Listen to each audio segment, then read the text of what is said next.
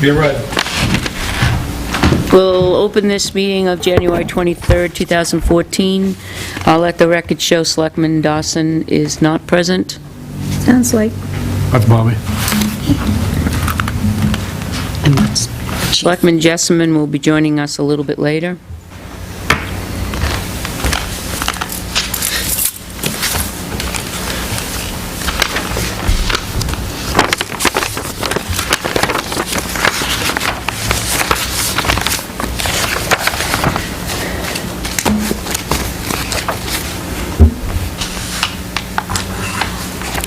How are you today? Good, how you doing, Sam?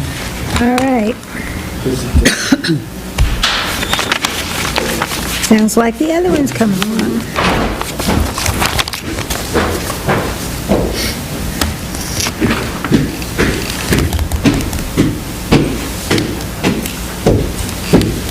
Heavy, Pete. Chief?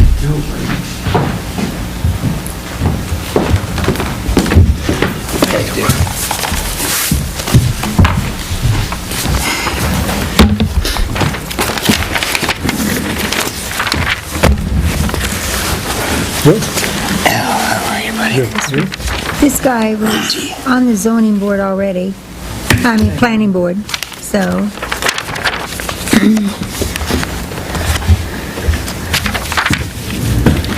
Okay.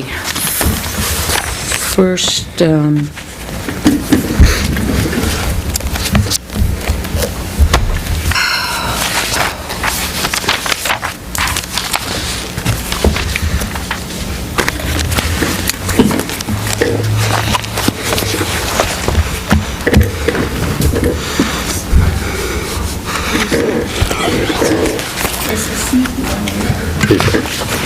This one, it's all put together and we'll find another sign. Alrighty. I generally look at every piece of paper in there. Yeah. But every once in a while, one of them gets Because- fire. I know what that might look like. I gave you two sets of minutes. I didn't know, do you have the minutes for January 2nd? They're just short. If you don't, I'll make you a copy of those too. I have an extra one, Sandy, if you Do need. you? Okay. December 12th. December 12th. I have several December 12th. No, Oh, you got all of our copies. maybe, I don't know. okay, why I we will didn't have take any. the chief's report next. All right, Chief, you're up. Thank you. I think our mind has to just wind down. We just came from contract negotiations, which actually finished a few minutes ago. So our brain is still working on yes, no, no, yes. How about yes? Okay, no. All right, Are you kidding me? all right. Monthly report. Yeah, so just, I like this idea, because it, hopefully if people watch, it gives me a chance to kind of give folks an idea what we do. And, if there's people in the audience from month to month, they can ask questions. But I think overall, it's just good to give people a snapshot each month of what we do. And I'm just compiling the numbers for last year, and one thing that came up when I did that is I compared us to 2012, and what I'm starting to see is a reduction in calls and crime overall, which is good. And where you see that is there's a direct correlation between visibility and traffic accidents, visibility and crime. So when you have one officer on the street and that person's running around town chasing the radio going call to call, they can't be proactive. It's hard for them to handle the visibility, the directed patrols, that sort of stuff.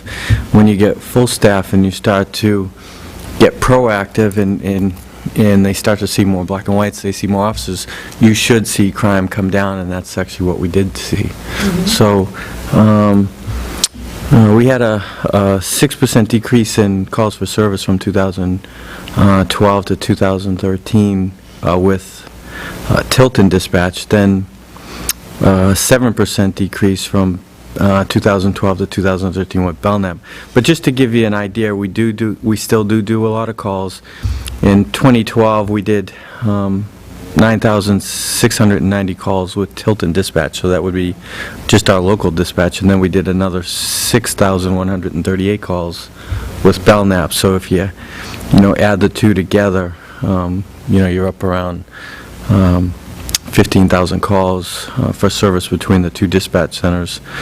In 2013, we were able to bring it down from 9,600 calls to about 9,100 in-house, and then from 6,100 calls with Belknap down to about 5,700. So with a decrease in calls for service, what you're hoping for is that means there's a decrease in offensive reports and a decrease in crime. So, encouraging for me to, as we start to get the staff levels back to where we want them to keep crime down, offense reports, which is crimes reported, is down 37% from 2012 to 13. So it is helping. So if people say, well, we have that extra car or two on the street, is it making a difference? It absolutely is. Felony investigations from 226 down to 185. Drug investigations 124 down to 59. And then arrests 417 down to 371. And so that just gives you a little bit of a snapshot. The only increase we did see there was in burglaries and shopliftings. And that's sometimes driven by the economy, and it can be also, if you haven't heard in the news recently, driven by opiate addictions and other kind of drug addictions. If they need to get the pills, they're going to try and steal things to liquidate that into money and then hopefully be able to buy drugs. So we did see a increase from 19 burglaries to 29, and then shopliftings 56 to 83. So a couple things went up. But, from year to year, we just try to target those things that go up and see how we can bring them back down again.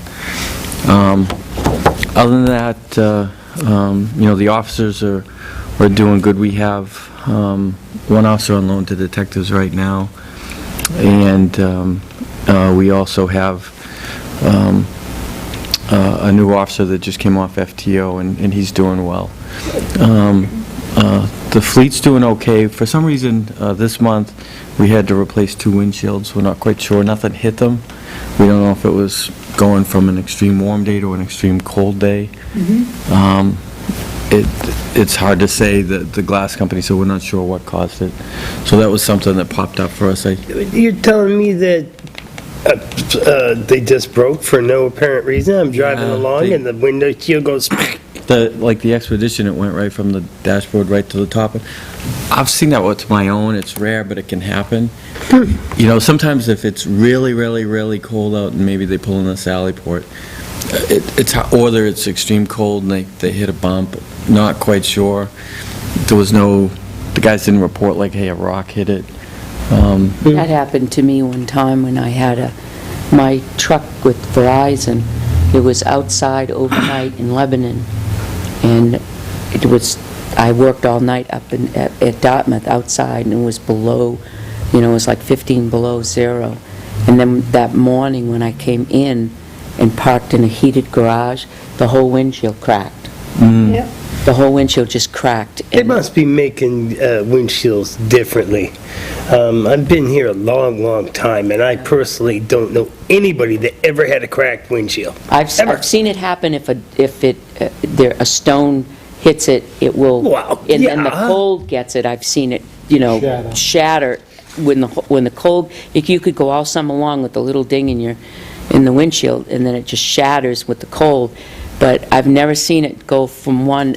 I would never, unless I actually experienced it. Yeah. Driving in, I got out of the car and I walked like from here to the store the building next door, and you could hear the glass just break.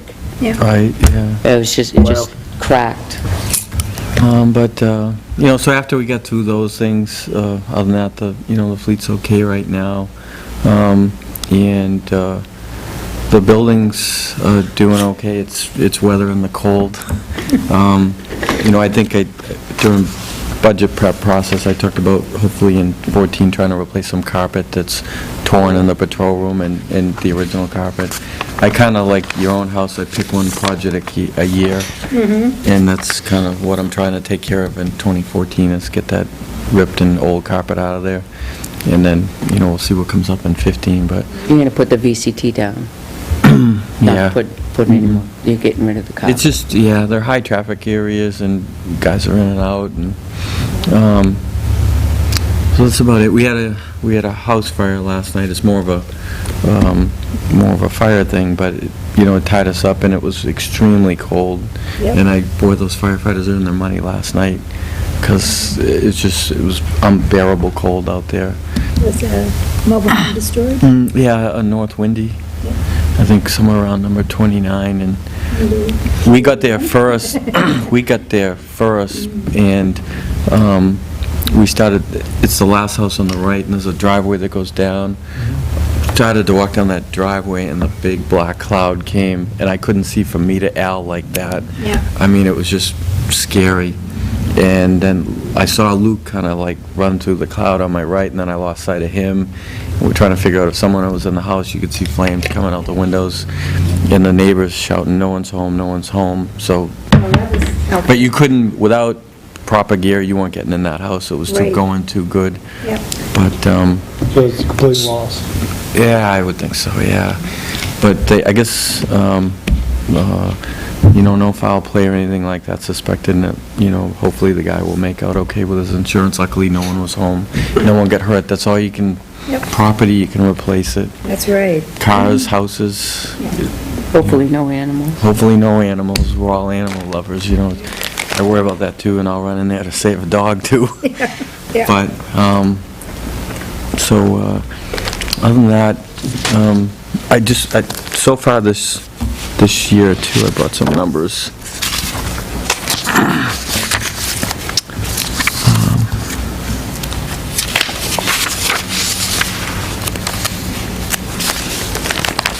Kind of starting out on track with no huge significant increase in calls, but just a steady volume. Accidents, shoplifting, abandoned vehicles, some domestic stuff. And this time of year, we see an increase in things like deer strikes and vehicle lockouts, people trying to run in a store, lock their keys in their car, alarm activations, and then we've picked up a couple of new drug cases. But right now, we're kind of starting out with no huge increase in calls, just kind of steady volume. And we probably, in the first 2 weeks of the year, did a little over 400 calls for service, so, which is about what we average in a 2-week period. How are the detectives keeping up with the cases that they have right now? Doing good. We've rotated one other person through there, and so there's a couple guys getting a feel for what it's like to be in there. I think it gives them an appreciation for how hard it is to be in there. The amount of caseload that they keep in that small office is amazing, and each case takes, numerous hours to investigate it, and they'll end up with somewhere in the neighborhood of a 40 to 50-page report when it's over to get ready for grand jury indictment. So that's a big increase from the type of paperwork they're pushing out in patrol, which might just be a preliminary report. So, but they're doing okay. I talked to Detective Buffington, and he said both guys that have been in there so far have done a good job, and it's been a huge help having them in there. So, Oh, you didn't have to do it this week. Oh, but other than that, everything else is good. We're gearing up for Richard's retirement party. I think we're at about 90 tickets sold. It's only a week from Saturday, so it's creeping right up on us. And if you haven't got your tickets yet, see Lisa. Check's going to be made out to Greenside Restaurant. To where? Greenside? Greenside? Yep. Joe and Al and Catherine Dawson. I got mine. Lisa stopped me this morning, said to remind you, she needs your money, I got, the ticket. Is that cash? Yep. No, checks. got mine yesterday. I had Then who do I give the explicit check to? Yeah. instructions to get it. Who would I give the check to? So Lisa, make it out to Greenside. Like we saw yesterday. Yeah, but I gotta hand it to somebody. I'm not gonna see Lisa. But I don't know, do I I don't just think. call, like... Where do I leave it? Something? Or do I have to Each- stop by the police That's a good station? question. Each area Be the easiest. has one or two Okay. fishing She's game got the officers list assigned to and, like our area, and they're dedicated to the Tilton, Belmont, Laconia area, so I can get a hold of him and have him call you, Yeah, that's and then he fine. can, I just question whether the deer's gonna make it because it's having a hard time going through the snow. do you think it got cut off on something, or? It looks like it. I couldn't get it, I was trying to look at it through the glasses to see if it looked like it was infected or not, but, you know, that first joint, it's the Right front there. leg, and it's gone. Wow, And the deer still looks pretty good, but, you know, the leg, he's holding it up and, you know, like it's bothering him. And Maybe a trap? it could be. sounds like it. Yeah, I mean, it just cut it right off at that first knuckle. But, you know, I can't tell if it's healed, but the deer still looks in fairly good shape, so I question whether it's been very long since it happened. Right, But she has been hanging around. We've seen her twice now. it's a doe, yeah, you think? Yeah, it's a little, and a small one, you know, it looks like maybe 2 years old.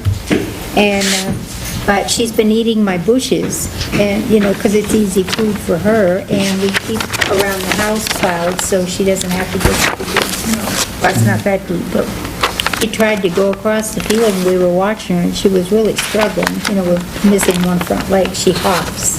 Right, You know, so, I mean, it's a case to where, you know, like Joe said, I can get my gun and just put her out of her misery, or you know, something's gonna get her. Right. She can't, she's not moving that fast. I mean, I don't know, maybe if, you know, she had coyotes on her, she could take off and, you know, go for a little bit on 3 legs, I don't know, but she just acts like, you know, she went across the field and she had to keep stopping, and you could see her breathing was, you know, quick because it's a lot of work.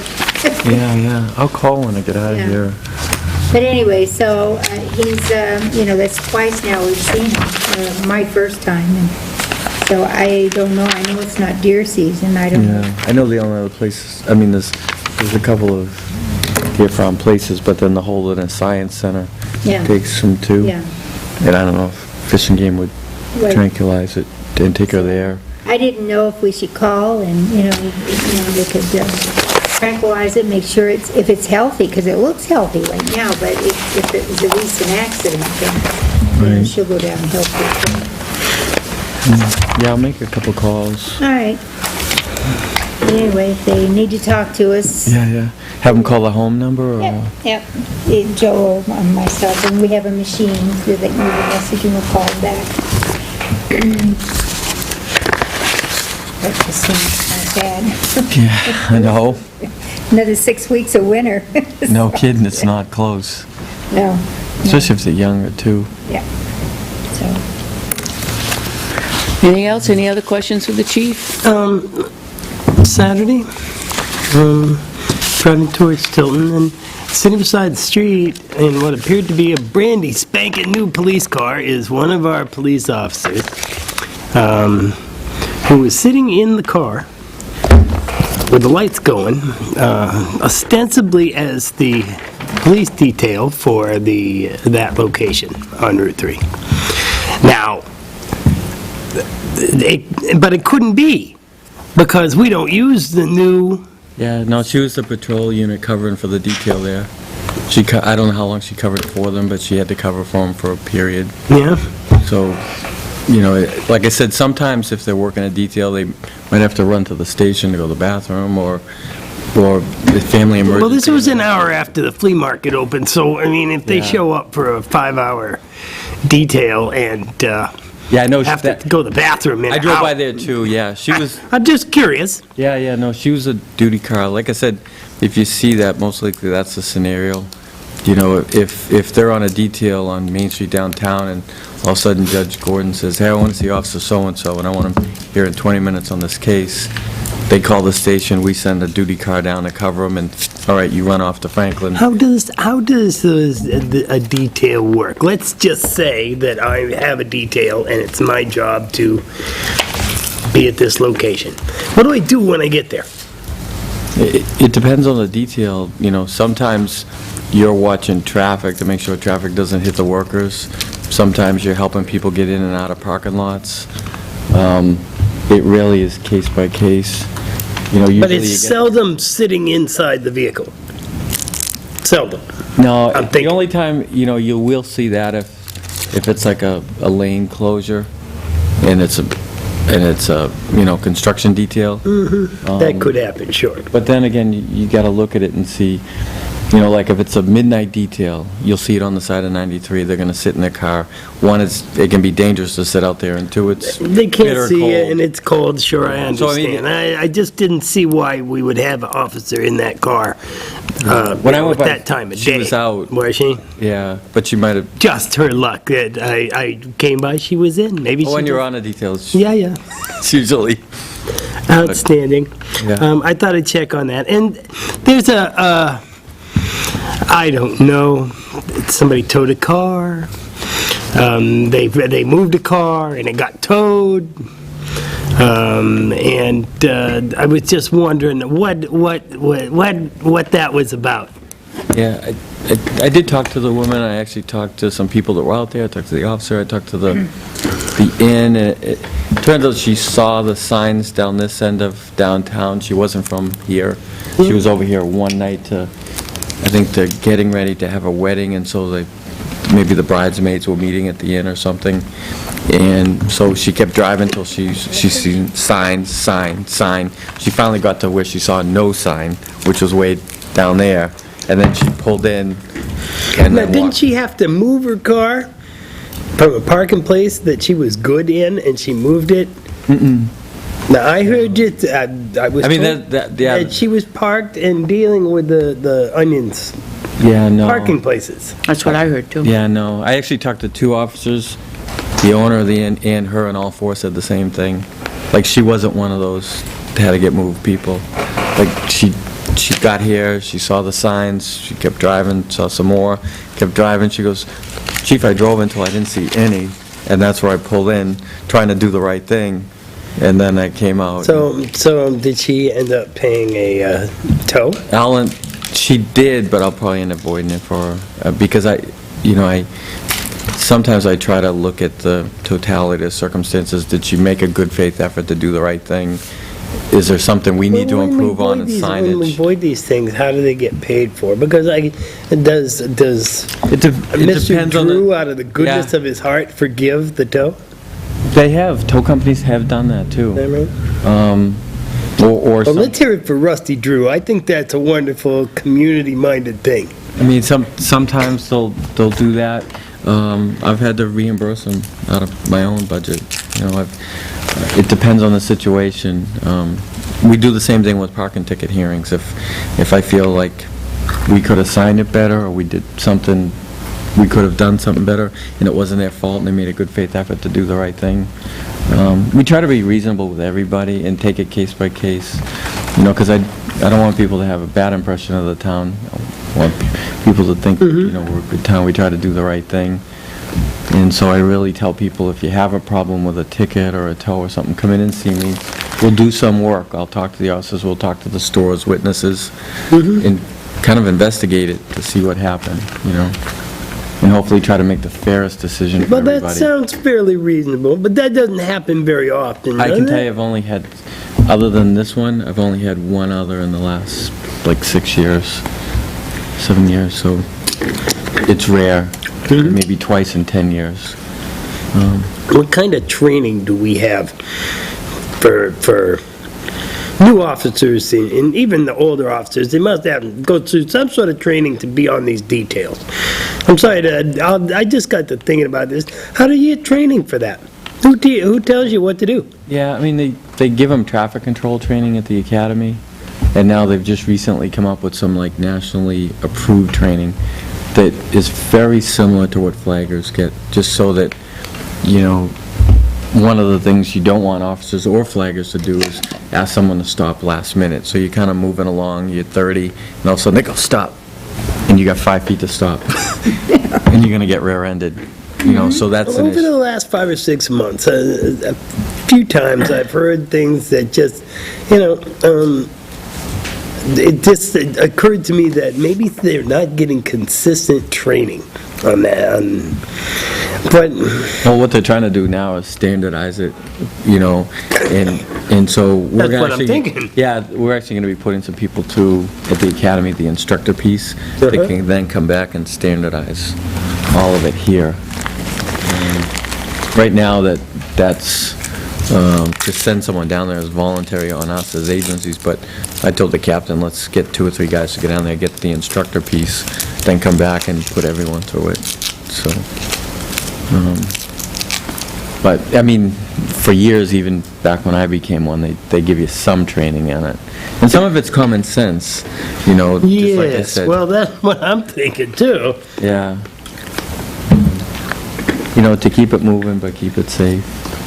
And, you know, if you're pulling cars out of a parking lot and someone's coming along and you don't think they see you and they're doing the speed limit and you step out there and tell them to stop last minute, you gotta make sure that car coming out of the parking lot, if you've told them to go, is clear. You know, because if they pull out and get T-boned and you did something wrong. So, yeah, absolutely. Yay. And how are things in detective land? They're doing good. Are they? They're keeping busy. They're helping us with a couple of these ordinances too. They got a couple cases going on, you know, some drug stuff. They're gonna do some training for Tilton School, you know, on reporting. We did it for the high school too. So they try to juggle a little bit of everything. And of course, we just helped out with that meth lab, so Nate's still following up on some of that paperwork. Getting everything ready for probable cause hearings and indictments. Yay. Well, good. Any more questions? Good. Thank you, Chief. You're welcome. Appreciate it.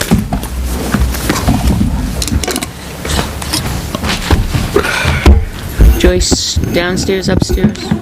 She's coming back. She went to get her stuff. She said she'd be right back. Want to do the minutes? Want to do the minutes and I'll go. All right. Minutes and I'll do this. I'll take her.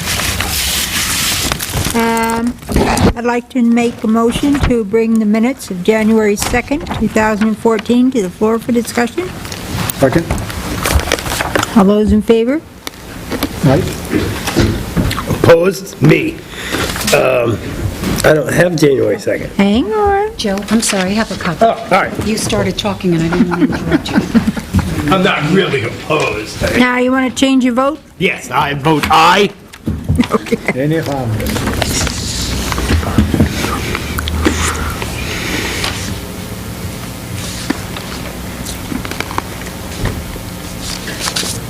I move that we approve the minutes as presented. Second? Any discussion? All those in favor? Aye. Aye. Okay, next. I'll make a motion to bring the minutes of December 12th Yep. to the floor for discussion. Second? Aye. Aye. Aye, aye, aye. Oh, yeah, really.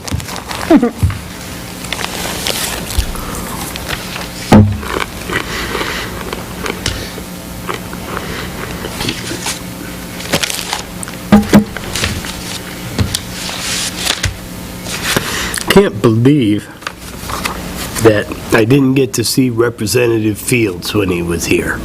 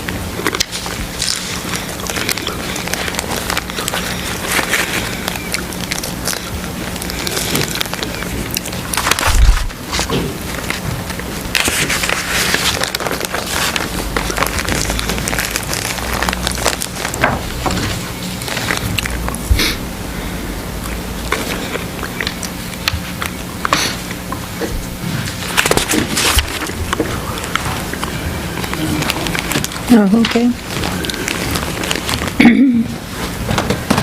We're in the process of looking through the minutes for 12/12.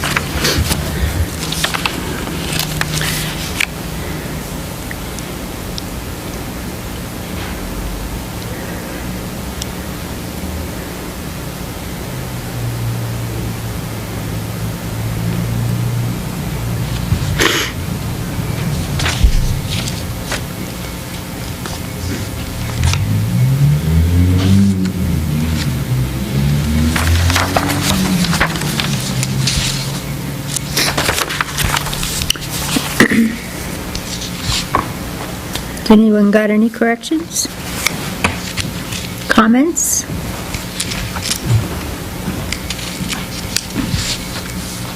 Motions? Make a motion that we accept the minutes as presented. Second? All those in favor? Yep. Aye. I abstain. I wasn't here. Okay.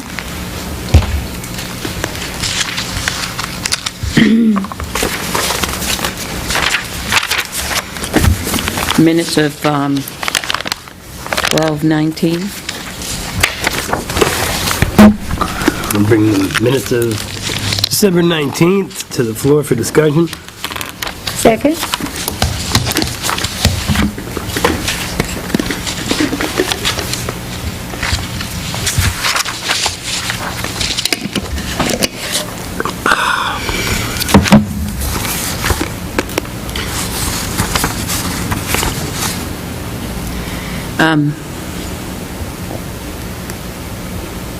Yes?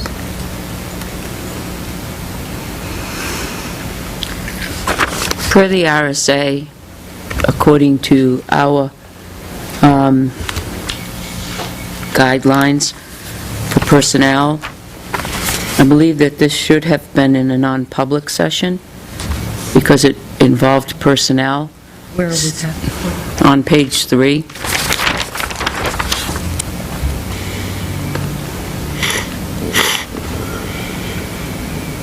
I could take that out. When we have any kind of complaint against a personnel, we always take that matter into a non-public session, and at this point, we did not take it into a non-public session. Therefore, the letter read into, I'm just kind of thinking this through here, it shouldn't be in a public minutes. So, you want me, Matters should be taken up okay. after the fact in the non-public, because it's a personnel. Joyce, do you agree or not agree? This is what we talked about before. If it's personnel, that should not have been read in public to begin with. To non-public. Oh, because talking about personnel, Yeah, yes, I yeah. agree. So Okay. it should be, okay, so, Does the board agree to have that stricken from the minutes? Yes. You want Okay. a motion to that effect, or no? Yeah. I make a If motion. that's proper procedure, I certainly don't want It is to proper cover procedure. anything, That's you know. definitely proper procedure. Okay. I can see where it would be. This is- Personnel, we should have at that point said, we'll stop the tape and go into non-public. We did not, and I've apologized profusely to the personnel person, but it got so, they came in off the It street. never even occurred to me, but you're absolutely right. Right, and then we should have stopped it right then and there and gone into a non-public, and it should have been addressed that way. And I sincerely apologize that it was not Well, we'll addressed that make way, and it every should have effort been. to Right. address it So that the way in letter, future. Sorry. the aftermath, the letter, even though it's a letter addressed to us, it should have been treated as personnel, and it should be, dealt with accordingly to the personnel policy. I would say these minutes, Catherine has to work on this anyway, because there's some missing part with the MetroCast. MetroCast. So why don't we save these for next week, and that way she can take this Right, whole I'll take all section that. out, We could shred all of those. okay? Okay, sounds good. All right. That would go to the video as well, is that correct? Yeah, actually it would. If it doesn't, then taking Actually, it it out would. of the written minutes. Should be edited. Yep, That day should be, December 19th should be edited. yes. Accordingly, we'd have to... We can edit the We'd have to video. instruct, no, we have to instruct our IT person to edit it accordingly, because it was a, Yeah, personnel matter.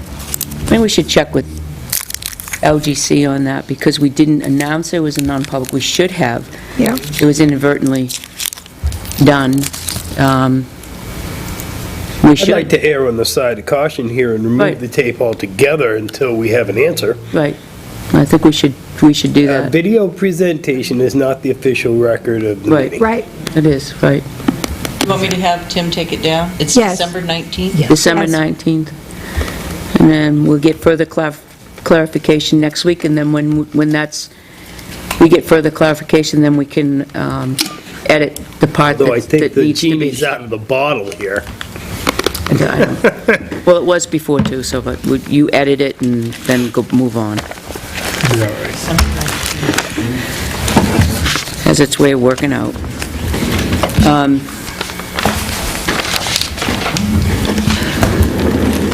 Wish, you're up next.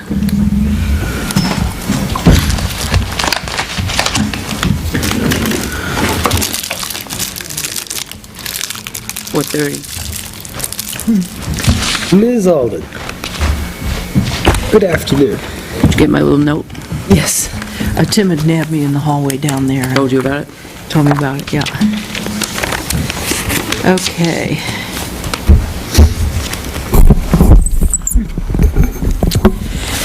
As you know, I think I had sent you all the email that the hearings officer on the Property Liability Trust and Health Trust had made a ruling that the Property Liability Trust owed the Health Trust money because the Health Trust had used money from, I'm sorry, the Property Liability Trust had borrowed money from Health Trust to start their workers' comp program. And then remember how they had to separate everything and had a firewall?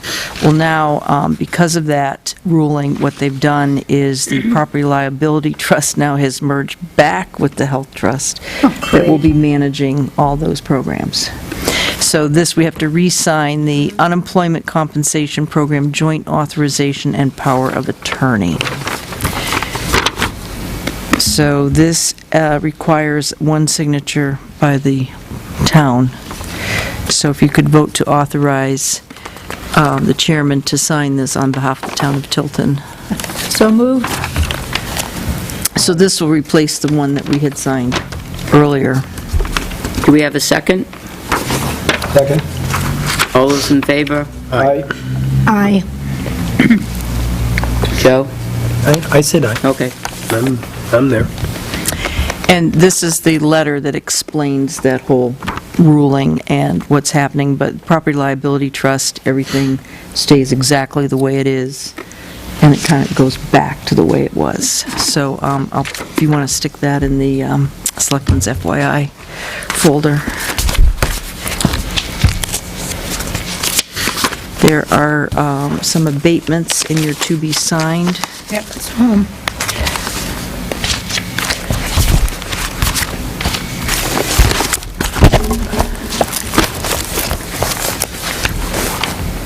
Okay, thank you.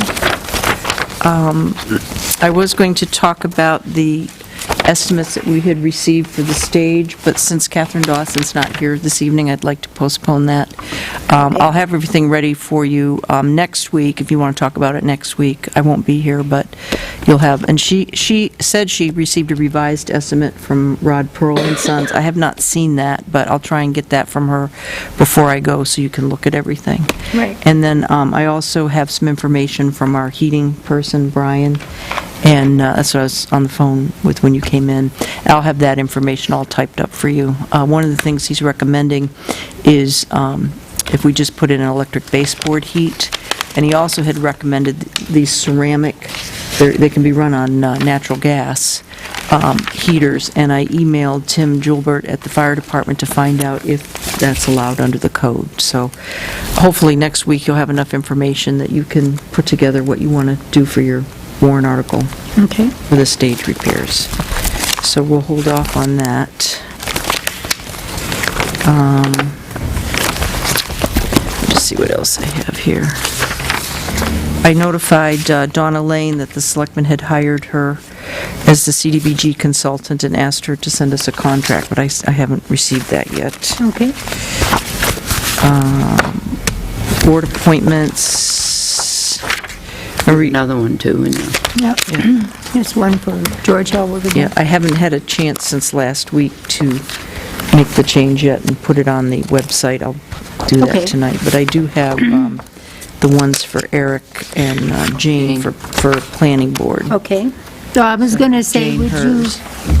you, if you would, to make sure, because there's one for Juliet Yeah. and I have St. those. George, make sure that Gus gets them Tuesday, because we're having a meeting, and I can swear people in Tuesday Okay. night. Can I give you Eric's? Yep. Eric as well. Okay. And then I've got Juliet and, so you want to swear them in? Yes, I'll Oh, swear them okay. in right at the meeting. All right, because I have to call them. I was going to call them and tell them to see Cindy, but to have them come to the meeting. It's their choice, you know, if you want to hold on to the paperwork, it's their choice. If they're coming in for another reason, Cindy can do it, otherwise I'll do it Tuesday night at Okay. the meeting. Yeah, I just had to check with Cindy because, remember, we're making them 2-year terms so that you'll all be staggered. Right. So I wanted to make sure I entered it the way she Okay. likes to have that for her form. So do you That's why I want to still hang have on to this one, or? it. I'll give them all Eric to you. comes- I'll give comes them all first. to you. Okay. when I- Okay. No, I need you to fill it out, and then you can give it back. there's a pen right there, Jane. Here, right on this, if you want. You don't have to, I think if you turn around on the other side, it just says, just fill out the square. Okay. Yeah, just it's Right next to you, Jane. right there. You need it. That Sandy can talk about, that's done. Peter Phillips is going to be typing up as we I don't speak think it matters. the corrections and melding everything together to one last agreement so that we can present it to the board tonight. Wonderful. So he's staying back at the PD doing that. Wonderful. And he'll email it to He's us? going to email it to you and I, so as soon as you get it, you print Print it. 5 Excellent. copies, 6, 7 copies out so we can present it to the board as Excellent. soon as possible. I didn't get a chance to talk with you about this before, but Karen Demers from the USDA, she had said that their agency is asking their employees to go and do volunteer service in the community, so she called to see if she could do something at the senior center. So I put her in touch with Sarah, and Sarah called her, and to have her, maybe she could help out with the congregate meal. And she also said she had some other ideas for her to do at the senior center. So, is that okay? Yeah, it's fine. Okay, that is all set. So tonight, we're having our public hearing on the proposed pawnbrokers ordinance, and I had emailed LGC, and I believe I had forwarded you the response that we do need to have an ordinance. There is a, The board can still license, but you have to have the ordinance adopted before the while board. we carry on the meeting, you can look at this as well while you're waiting for Peter and everything else you have to do over there. Nate gave this to me going into, he said, that's a revised from the one that we have, Oh, because he took out the license part of it. okay. Oh, The this is from correction. Nate Buffing. Oh, okay, All right? wonderful. Oh, and And this, so if we just look it over and say, yes, it's okay, or whatever, okay. make sure it's okay. All right, I will look at that. Did you folks want to, you have a quorum, did you want to go ahead and sign this tonight? Okay. I'll have to think about it. What Landy's thinking about. So, will you be working on the, wait a minute, I'm here next week. What am I thinking about? I'm here the 30th. No idea what Are you're... you rushing your vacation? I am. I am. No, I'm here next Thursday, good. So we can do the stage, and then we can hopefully at least get to the second draft of our Okay. warrant. You're trying to convince us you weren't going to be here since you weren't going to be here. Right, because the following Tuesday is the deadline. I haven't heard of any petitions circulating, but you Okay. never know. Oh, I know, last minute, they can come in. And then I talked with Catherine, what we'll do if anything does come in, she knows to check with Cindy to make sure they're registered voters Yep. and forward it to the board so that the board at least has copies. But the Budget Committee's going to see it before you do on Thursday, Hi. because their budget hearing, their first budget hearing is before your selectmen's meeting. Oh. But that's just on the budget, right? I mean, it's not on petition warrant article. Yes, it will be on petition. Well, at least they'll have them. I mean, the second budget, the second final hearing is for Warrant article. warrant articles and any other changes that you make. Right. The first one's for petition. So, I haven't heard any rumors of any I haven't kind, so I either. don't know. also, I had, on the warrant article that we were talking about with setting the town clerk, tax collector's wage, I spoke with DRA, and they wouldn't review that. The only reason they'd even review a warrant article would be if there was an appropriation, Right. and if they had any questions about the appropriation, as if it affected a line item in the budget. That's their But only why concern. would we be doing that now? I mean, of all these years that the three-year term has been up, for as many years as that we've come across the same scenario as maybe if somebody ran against Cindy and somebody won, would you change the wage? I don't think you should. Why are we addressing it The now? last time, I have a question. The last time we had, well, I guess it would be Cindy, she took over that job, did she receive the same amount of money that the previous job holder? No, there was a special warrant article. In fact, I meant to bring that. In 2008, it was a warrant article specifically addressing where the town shall vote to pay the town clerk tax collector X number of dollars and shall be subject to the same benefits as other town Doesn't employees. say- So that's been established already by Wait a town minute, it meeting. didn't say that they were going to pay Cindy Reinhardt specifically. They No. said the town clerk tax That's right, collector. the person that gets... Ta-da, we have a So rule, in I 2008, think. there's already a warrant article. I totally agree with that. Why are we readdressing that? We're not anymore. Well, the selectmen I'm had not brought it anyway. up because they just felt that it would be financially prudent that if someone was, had no experience, that they wouldn't qualify for that wage, but the town meeting sets the wage. That's correct. And you did have the warrant article before when it went to a split job. Yes, So there's really something on record already. right, which says that it's, and then that position, I'll get it while you go on to other business. But if that they're if somebody entitled to the at same town benefits. meeting wanted to change that, Yep, they could. they could Somebody could change stand that. up and change the line item in They that could. part of the budget. Right. If they say, I don't want a certain percent, I don't want to increase, I don't want to have the increase, I can make amendment to do that, they can so do that. So if there was somebody new with no experience or anything like that, I can't see what, well, other than the bottom line figure, but then they ran with the anticipation of Getting that wage. dollar figure, could they come back and say, that's That's not like a fairness on their sticky part? wicket to Well, me. when I called Yeah, the I Attorney mean, General's I can do it. office, I spoke to the AG's office, the Secretary of State referred me to him, and he said, well, it's really an internal matter, but you are opening yourself up Yeah. to being challenged, and he said, so you really should speak with your own legal counsel, since they would be the I ones would rather representing keep the you. legal counsel away, and then the budget's really low, Yeah. and not test fate, and just leave it as is, as the rulings that we have for prior town meetings. Right.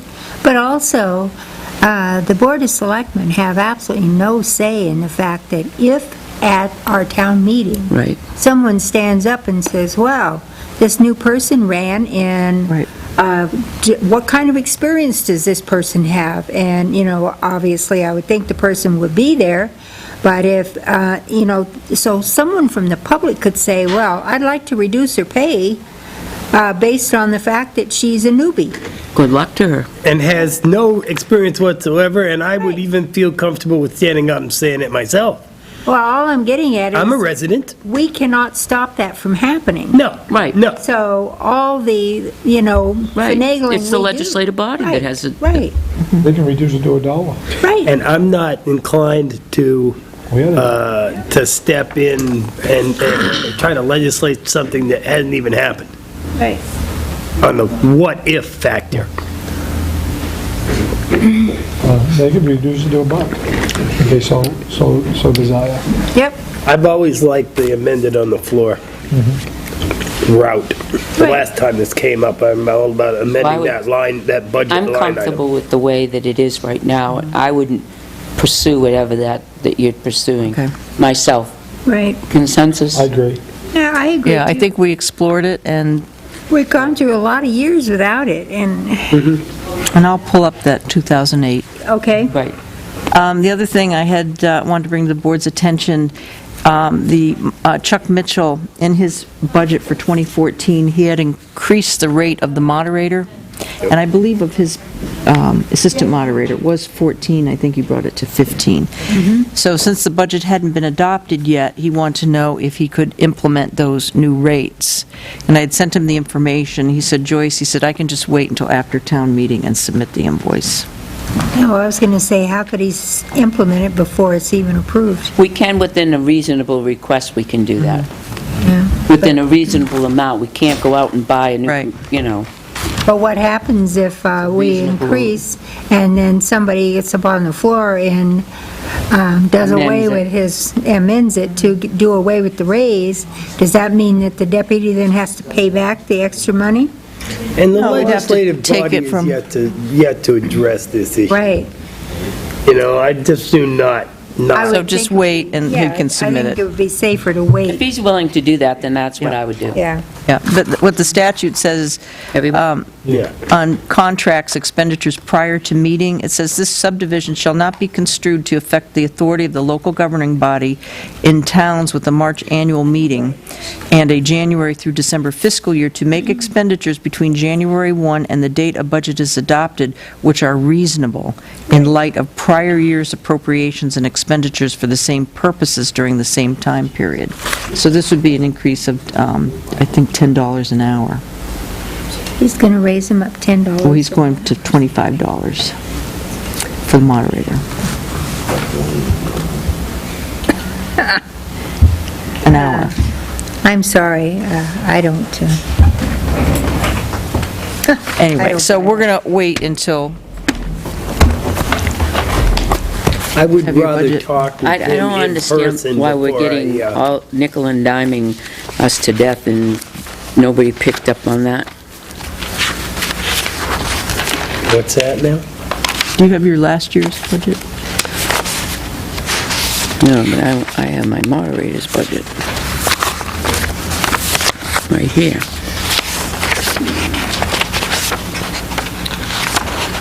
And I know that was not, I don't have my budget, but I think I have it scanned. I can go. I know I've got it too. Did you find it? I'll get my book. right here. Let's see. Are you looking at the right one? 2014, Yeah, does it say $25? Yep. 25. It says 8 hours, 25, $200. 25, 25, 25. And then assistant is 14. And then the ballot clerks are 13. So he wanted to pay the assistant moderator the moderator's rate for the special election because he was acting as the moderator. Because he acted as the moderator, well, I understand that part. Then on this budget reflects two changes. Increase in the hourly rate for the town moderator from 15 out to an hour to 25, and also reflects an increase.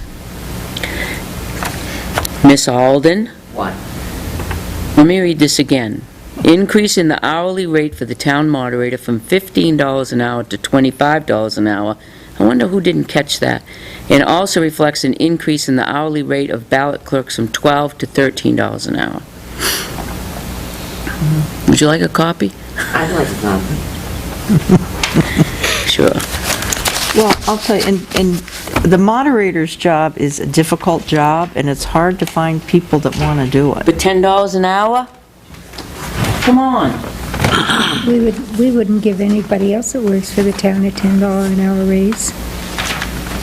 The voters would have. Is there any reason to suspect that the rate that the moderator currently gets is significantly lower than any other moderators?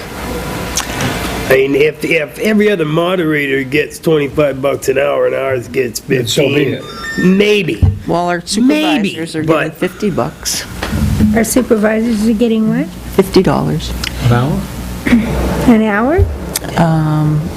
In an 8-hour day now, that's Well, $400. you know, I think I'm gonna give up my job and become. Because on voting I'm day, they're getting there for... They get $50 a day. A session, could a be. session. Session. Yeah, but then after a certain time, I'll look it up. I'll look it up. I figure. Well, actually, with you the have it in hours- your budget. Yeah, with the hours we put in, I'm probably making a negative $5 and something. We have a very good moderator. Very good moderator. I was tracking I don't that, know, it's how much we were all of paying a sudden that jumped $10. I think $10 we ought to an look at hour, the history an on hour. that one. Yeah, we'll look at the history on that. That Well, is you know, cut all these questions out. we're going to ask the department heads to take a second look at the budget to see where they could cut out some. Yeah, I promised the budget committee last night that I would email that to everyone to see where we could cut. There's a good start. In the non-public session, there's two legal matters. okay. And one personnel, and then we're going to review the land use coordinator. And that's about all I have for now, unless there's anything in the FYI or the to be signed that needs your, No, oops, that's not it. That's your stuff. To be signed is down there. Joe's got it. Did you see anything you had questions about in the to be signed? Oh, yeah, I have a question. yeah, we have some related to abatements in there. design. Well, one abatement and two denials. Well, no, those aren't even the ones. Okay. We have a professional person who says that's what I should do, and Okay. it sounded logical to me. My question is, there's a board thing here.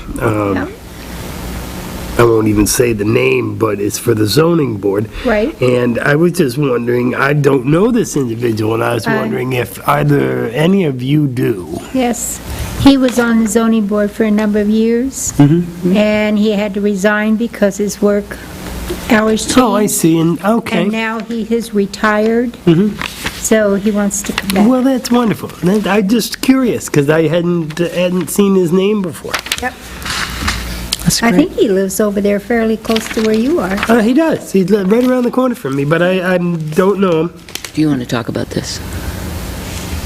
What is this? Today's the deadline, right? Yes, today's the deadline, and, Do you want to set up something for interviewing? Who's going to well, interview? did you want to do that now, or No, well, set up some time? Yeah, because I am here next week. we're so- waiting for Mike to come too, right? Yes, but he may be late. Okay, all right. Do we want to set up a time to, or who's going to interview? Are we going to, well, I would suggest we all just sort of look through, and then we'll set up some kind of a schedule that we can interview. Yes. I don't want to be the prime interviewer, but I would like to sit in on the interviews. I would like to be there only because of my experience, so, So you can be the prime interviewer because you're knowledgeable about it. That's pretty good. We have 12 candidates. wonderful. Yep.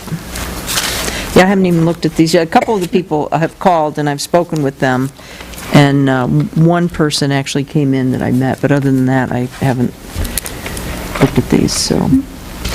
So, whatever would be convenient. I know Mondays are lousy for you. Yep. Tuesdays are good, Wednesdays are good, because we're all done now with Okay, why don't we, negotiations. you want to set up interviews Yep. for, say, Tuesday? Yep. Now, I was thinking maybe late afternoon, That's fine. and then maybe even go into early evening. Yep. Now, I know on Tuesday you have a planning board, right? Yes, I do. So if someone had to come in after work, maybe we could do Wednesday. Okay. And Wednesday, we have budget.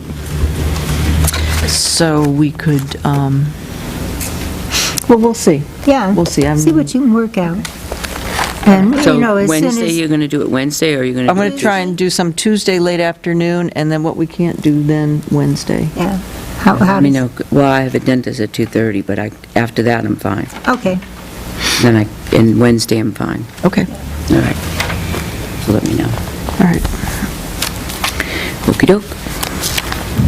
Let's see. And as soon as that comes in, will you print it? Yeah, I'm going to go check right now. First, I've got to go get that video off. I would really, truly like to thank you Yes. for being a part of the process and the help that you gave us in the contract negotiations. Without you, it was, let me tell you, it would have been Yeah. very difficult. Great. You were a blessing. Thank you. Thank you very much. We think we finished. Peter just emailed. Let me go make copies. Peter just emailed that. He did? Yeah, I'll go make copies. He just let me know. Should make copies.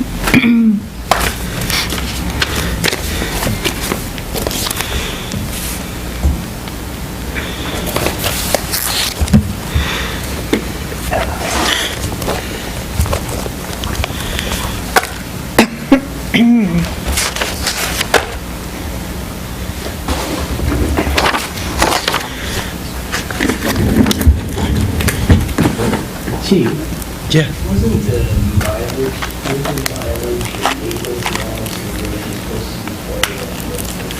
They send them down with payroll now on Mondays. Is that right? But I might have a copy tonight. He didn't send it to me, so it must be you. Me, did he They've send been- it to you? They've been sending them down with payroll, faxing them down on Monday mornings. Oh, Peter? Two different. Anyway, the mileage has been coming down weekly, and I gave it to Tim. I didn't know that anybody else wanted to see it. I just was curious as to how many miles the cars were going. Yep. Yep. You know, and there's a maintenance log, Yep. regular maintenance. Yeah. I'd like to see it just because. Yeah, Tim has that. They've been good about sending that. Yeah, I told him to. What's that? So I guess we don't have it, right?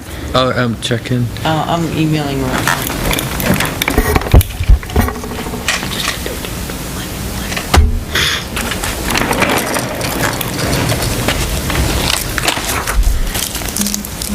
I don't have it, so Right. if you do, then let's get it printed out. Okay. Tammy, if you want to come up, you want to wait for Mike, or you want to come up, or however you want to do it is fine with us. Bring up another chair for Nina. Absolutely. I just said bring up another chair for Nina. Back to me. What? I got to put my glasses, Jane. Come on up. Oh, right in front of me. I don't, I'm sorry, I'll sit catty-corner, Jane. you know everybody, Nina, or no? I don't know that I do, and I don't know that everybody knows me. I know So, you. Okay. Nina Gardner, and that's Selectman Joe Jessamine. Hello, Joe. Al LaPlante, Sandy Klesner. Catherine Dawson is absent today. And I'm here because I'm chairman of the Budget Committee, and I just thought I would come and listen to the questions and maybe help Tammy answer any that you might have. We are, the Budget Committee is still meeting. We Okay. may wrap up tonight. And I'm here to support your morals. Thank you, our morals, she's supporting our morals. So last night, as we sat down to go over our local budget committee, the chairman of our budget committee said, we've really got to cut the budget, the selectmen's budget, because the school budget is going up, so we have got to start cutting the selectmen's budget. I'm like, why are we doing this for the school? Come on, our budget is our budget here. That's very nice. Why don't we take one for the school? I just want you to know that. Thank you, that was very kind. So we're not going to print town reports next year. That's right. Well, speaking about the budget, I want to thank all of you for allowing us to have the opportunity to kind of go over the budget. Mike and I, as you know, were here probably a few months back, and we were speaking about beginning the administrator's budget process. And so where we are with the budget that I'm going to go through is what is the board's budget now, because the administrators already turned their budget into the board. The board made some decisions about the budget, and it's with the budget committee. And actually, the budget committee will probably finish tonight, and so this could potentially change just a little bit once they finish. The board gave the budget committee a budget that's about 1.77 of an increase from last year's budget. In this first page, basically what it does, it's a one-pager that if you look over to the left, it has all of our cost centers and our schools that we have. If you look up at the top, it has the first column is a school board proposed budget that was given to the budget committee, and it gives the totals for each of those particular cost centers, and that total was $23,359,000 and some odd dollars. And so if you look at the second column, it says voted to 2013-14 budget. You'll see what those cost centers are, so you can do a comparison, and you will see that last year's voted budget was $22,954,000 and some odd dollars. The next area is the budget variance. It just shows you where the increase or the decreases were in the particular cost centers, and then what that percentage of change actually is and the actual dollar amount. Are there any questions about this overview of the first page?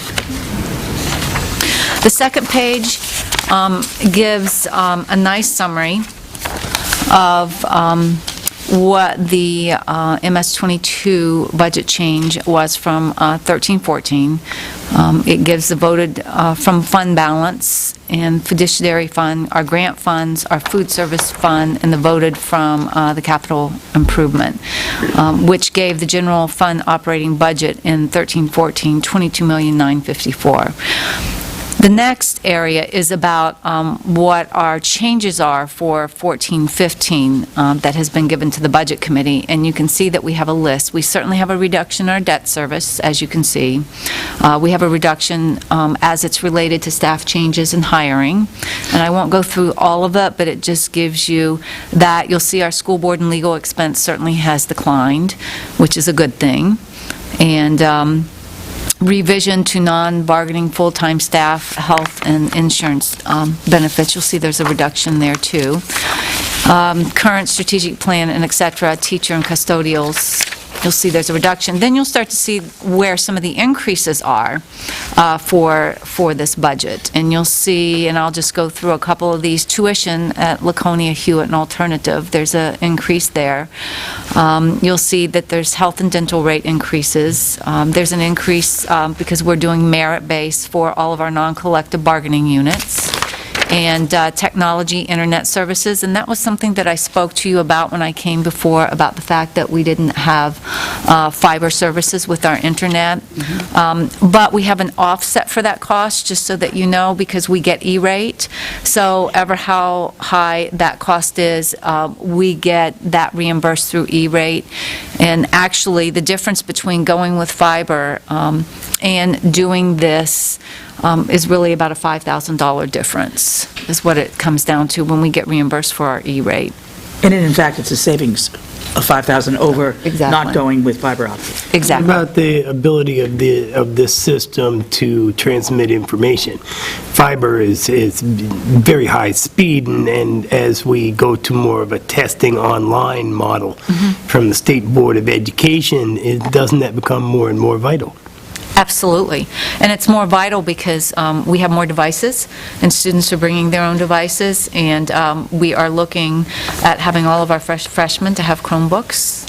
We need to be 21st Okay, so century. back to my concern, is the system that you're proposing that's going to save us $5,000 going to put us over a barrel where it comes to the technology and the bandwidth that you really need to take all these tests?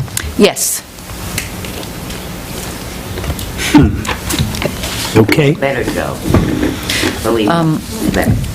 this is better. It's Much better, It's way better way better. than what we have right now. We're pretty antiquated right now with what we have. Yeah, but didn't you just say you could get fiber for $5,000 more? No, that we were actually having a savings of $5,000. What I was talking about, because it's around $60,000 to bring Fairpoint in to get the fiber, and that's what you'll see in that particular budget. But what we do, anything with technology, like this example, is we get E-rate, we get reimbursed from the state, we get E-rate funds. And so what's happening is that we are going to be reimbursed by that E-rate, which really brings the cost totally down. It's not really $60,000. Okay, but we're going to end up with fiber, is what I'm Yes, I'm we're asking. bottom line, Okay, we're going to end all up right. with fiber. That's Okay. the bottom line. Okay. Okay. What I can say to you, Joe, is that it may be in 2 to 5, maybe 8 years, we may not even be using fiber. Technology may advance so much that it may be something else. Right. And I certainly can't predict that. But I wanted to say that. Yep. Why a 5% merit increase for the non-union people?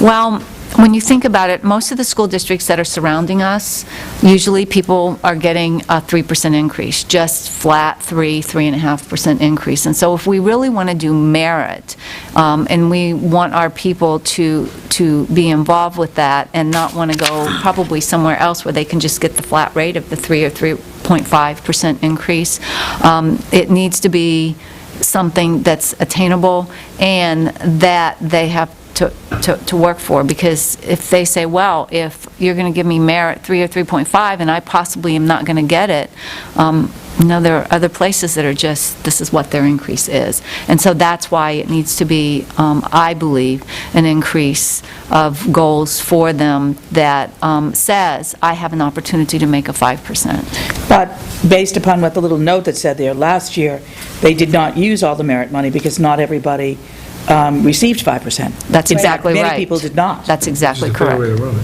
which is what merit does. That's exactly That right. is exactly why Fair across the board. it's fair, because you earn it. Exactly. Some people got Well, I understand three. that. I know you do. We do that. We do merit, but we got spoken to harshly because we did 2.5%, and then the next year they zeroed us out, and then allowed us to do 2.5% last year.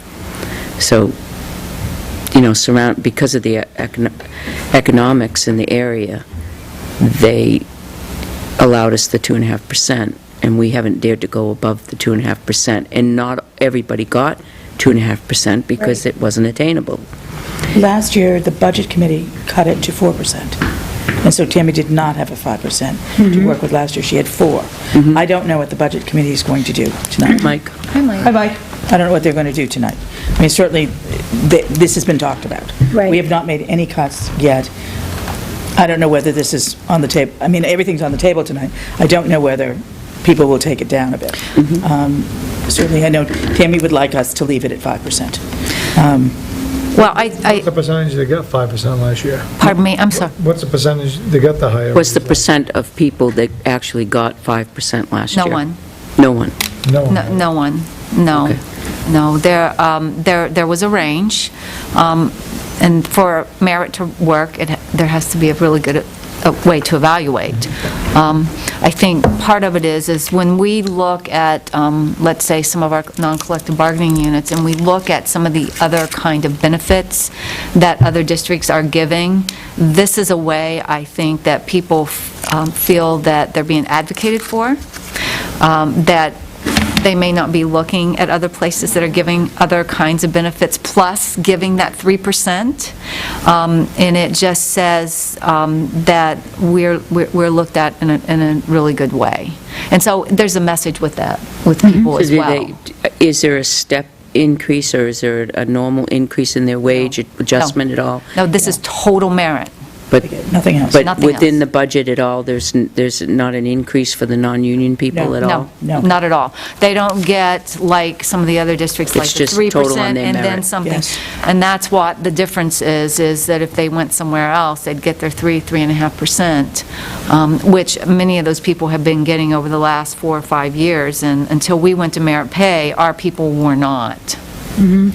We had not done 3.5 in quite a while for the administrators. Exactly. They got a 1%, and 1 year, the administrators got just it was a $1,000 bonus. So what this says to them is a good thing, and they have a really great, I think, respect and attitude for it, because if I work for it. Which is should.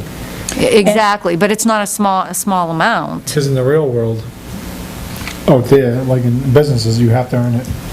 Right. What's So the criteria? You're accountable for what, your performance that you're doing, which makes you accountable. And I do want to say, the Budget That's why Committee it's higher. has wanted the school district to look at merit pay. Clearly, they've loved merit pay for teachers. That's pretty hard to negotiate. Hasn't been able to be negotiated. But it's great to see it for the non-unionized people. And the contract for the custodians includes merit as a wage factor, correct?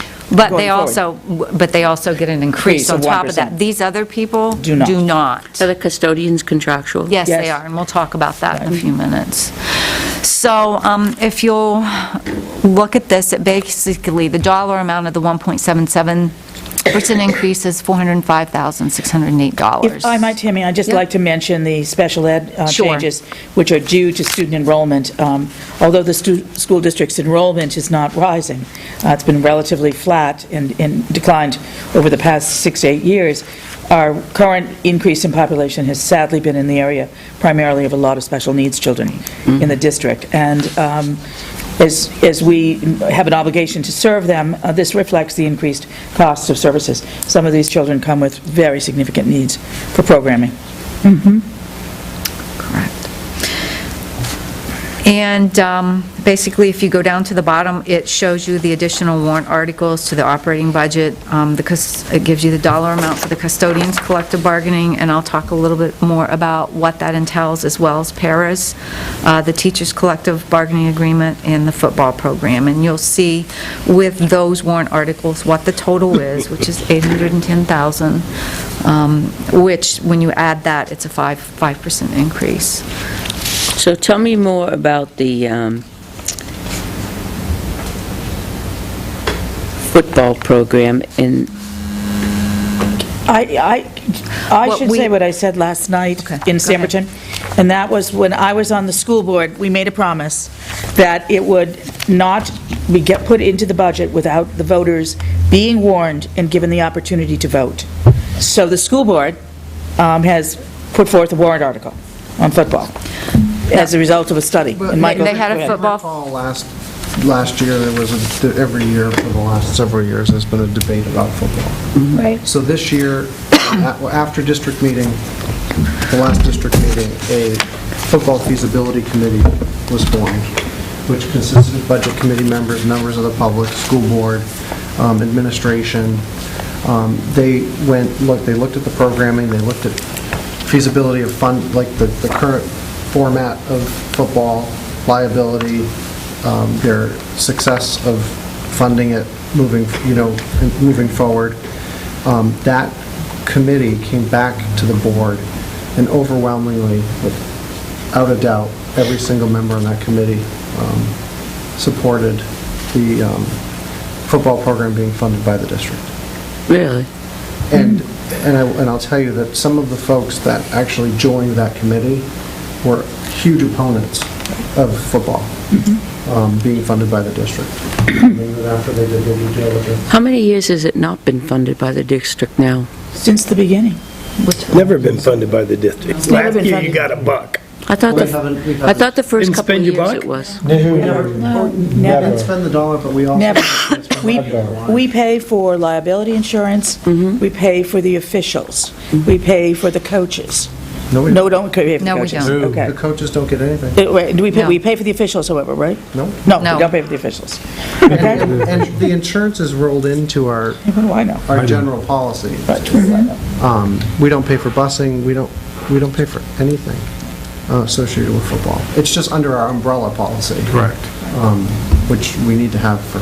And that's been since the beginning of the school district? A couple of years ago, we did put... We there was paid for, money 2 years some ago, we paid for equipment. replacement equipment on some helmets. Correct. So I was incorrect in what I really said. 2 years ago, we paid for replacement equipment on helmets. I thought We didn't they, use it all. No, I thought when they opened up this school district, that when they started the school district, they had football and then they took it away. No, No. Sport. no, I was here too. No football. there was no football. It was never football. And now they Franklin want did. football. okay, so if you turn the page, this show, go ahead. Would you just explain the teacher contract? Because I think... I am. Okay, you're going to get... Let me just... I really just you know think what? it's worth... Let me just, why don't you go 2 pages? We're going to Okay. skip the formula and the taxes for just a moment. Yeah, just do And the- Mike is Do going to the explain the teacher, because teacher's it's... contract. It's really important to understand. All right, so the teacher contract, I'm going to give you a little bit of history with Get to it. the teacher contracts prior to and where we're at. This year, teachers are working without a contract. So all of the teachers that are here are working based on their base salary from last year. They're essentially frozen in time. The year prior to that, we did negotiate a one-year contract. I don't know if you remember, but we negotiated a huge insurance change, which saved the district around $200,000 moving forward. We had given teachers a one-time $1,000 pay, like a stipend. We'll call it a stipend or a bonus, or that's how we got the healthcare change. This year, those folks are actually, they lost the $1,000 bonus because that was a one-time pay, and their salaries were frozen in time. Typically, the way teachers are paid, or the way they've been paid in the past, is you have a scale. So we've got a 41-step system. Teachers move on the step system based on their numbers of years of experience. Then on top of that, there's typically a COLA, or cost of living increase, that also gets added to the contract. We've been told by numerous folks that they see that as double compensation. And so we really zeroed in on that piece when we were negotiating this year with the teachers. Now I'll go into what the current negotiated contract looks like, so at least you know where we were coming from. There's a $20,000 increase in professional development monies. We've been using all of our professional development monies consistently. There hasn't been an increase in professional development monies for several years. What does that mean specifically, professional development? Coursework, if they want to continue their education. Paying for classes if they want to Classes, go and... workshops, all of those get approved through the SAU office, so they all have to be relevant. Currently, there's 90,000 for professional development. This will bring that fund up to 110. There's also an added benefit of $6,000 for retiring teachers who are not eligible for Medicare. Currently, when you retire from the district, in order to maintain your health insurance, you have to buy your health insurance from the district. There used to be a stipend from the state that helped with the cost of health insurance. That no longer exists. That ended in 2009. So we're finding is teachers are holding on longer because they can't afford the insurance when they retire. This will give them a $6,000 stipend for a period of not more than 5 years after their retirement towards district health insurance, or until they're Medicare eligible, whichever comes first. This will allow folks that are able to retire, and it will allow us to hire at a potential savings to the district, because when you're moving on your most senior teachers, who are usually the highest paid, we tend to bring people in, we bring in the most qualified candidate, but we tend to budget for a BA plus 5. So when you take the salary savings, it's actually cash flow positive. So in year 1 of the contract, the current step system stays in place. It was very important for everybody in the union to understand how this contract is going to affect them. So everybody's going to move 2 steps on the step scale, which is the step scale, remember, is based on years of experience. Nobody moved on the step scale this year. So one of those steps is the lost year from this year. And then the second step would be the year of experience they would get for this year going into next. Everybody with me? We're also increasing starting salary. Our current starting salary for teachers is $31,000. So we'll be moving starting salary in the district up to $34,000. Steps 2 through 15 are going to see a 3% increase to the base. And steps 16 through 41 are going to see a 1.94% increase to the base, which is an average of 7.25%. In year 2 of the contract, this is where we think we did something pretty great. We're eliminating steps 12 through 41, and we will now only have an 11-step scale. Teachers will receive a 3% increase on their salary. I'm sorry, in both year 1, we're adding a day. In year 2, we're adding an additional day. I forgot to mention that before. The starting salary will move from 34 to 35.2. And steps will increase at 3% of the base. The average increase for year 2 of the contract is a 4.2 increase. In year 3 of the contract, we're not adding a day again. We only added 2. We're eliminating step 11, and we're adding a CAGS track. In addition to years of experience, teachers who who move their educational experience forward, like BA plus 15, masters, CAGS is like the next step forward. We're adding that CAGS track. Off-step teachers will receive a 2.5% increase on the salary only. Starting salary gets moved up to $36,191, and the steps will increase 3% of the base, and the average in year 3 is a 3.13% increase. The significant change in the way we do business here is that teachers with up to 40 years of experience always received a step plus the cost of living.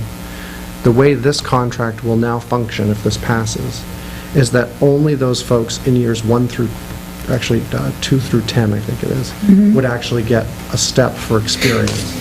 Everybody else will only get the cost of living increase. There's some salary data on the sheet here. Just gives you an idea.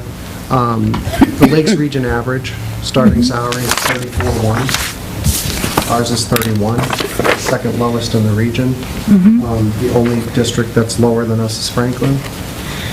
And a Lakes Region average teacher salary right now, $52,000.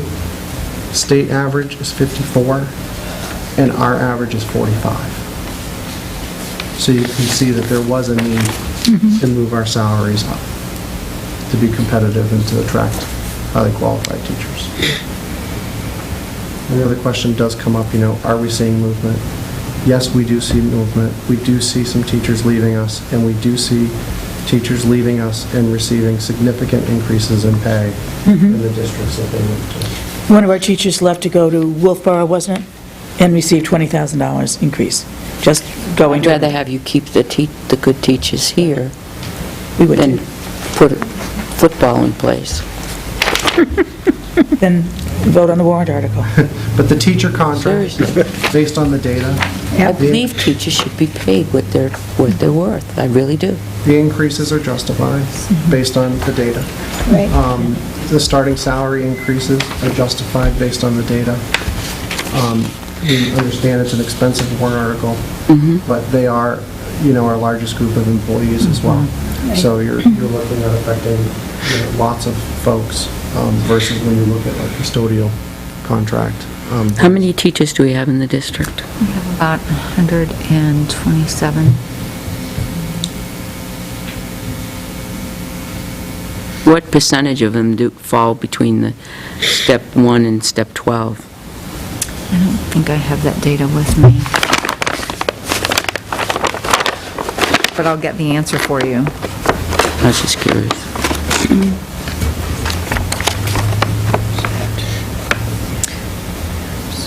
Yeah, I don't have that percentage with me. I'll be accurate, I'll give it to you. What were you saying, Pat? You'd rather have what? I'd rather have them pay the teachers so that they keep good teachers here in the district, rather than having the good teachers move to the other towns, than to pay thousands of dollars for football. So should we discontinue the other sports? Pat, I'll be devil's advocate on this one.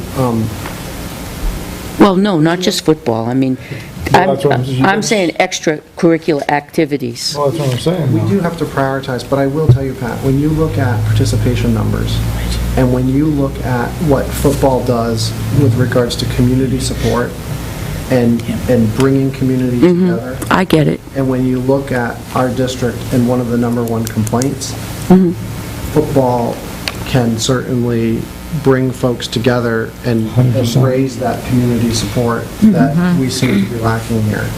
Not to mention, when you look at liability, the liability is huge. We already own the liability. We might as well take control of the sport, have it on our ground, not as far as games go, because we have the location for games, but for practices, and it is time for this district to Take it. Been a long time coming. I just want to say thank you to the town of Tilton for the commitment they've made to provide the space. You're funding seeding of that field, a lot of work, irrigation of that field. It wouldn't be possible if you weren't doing that. So, and I have to tell you, I've gone over to see some of the games. It is really incredible to see the kind of community support it engenders. I have my own feelings about it. But I have to say, it's pretty hard to deny what it does for the community.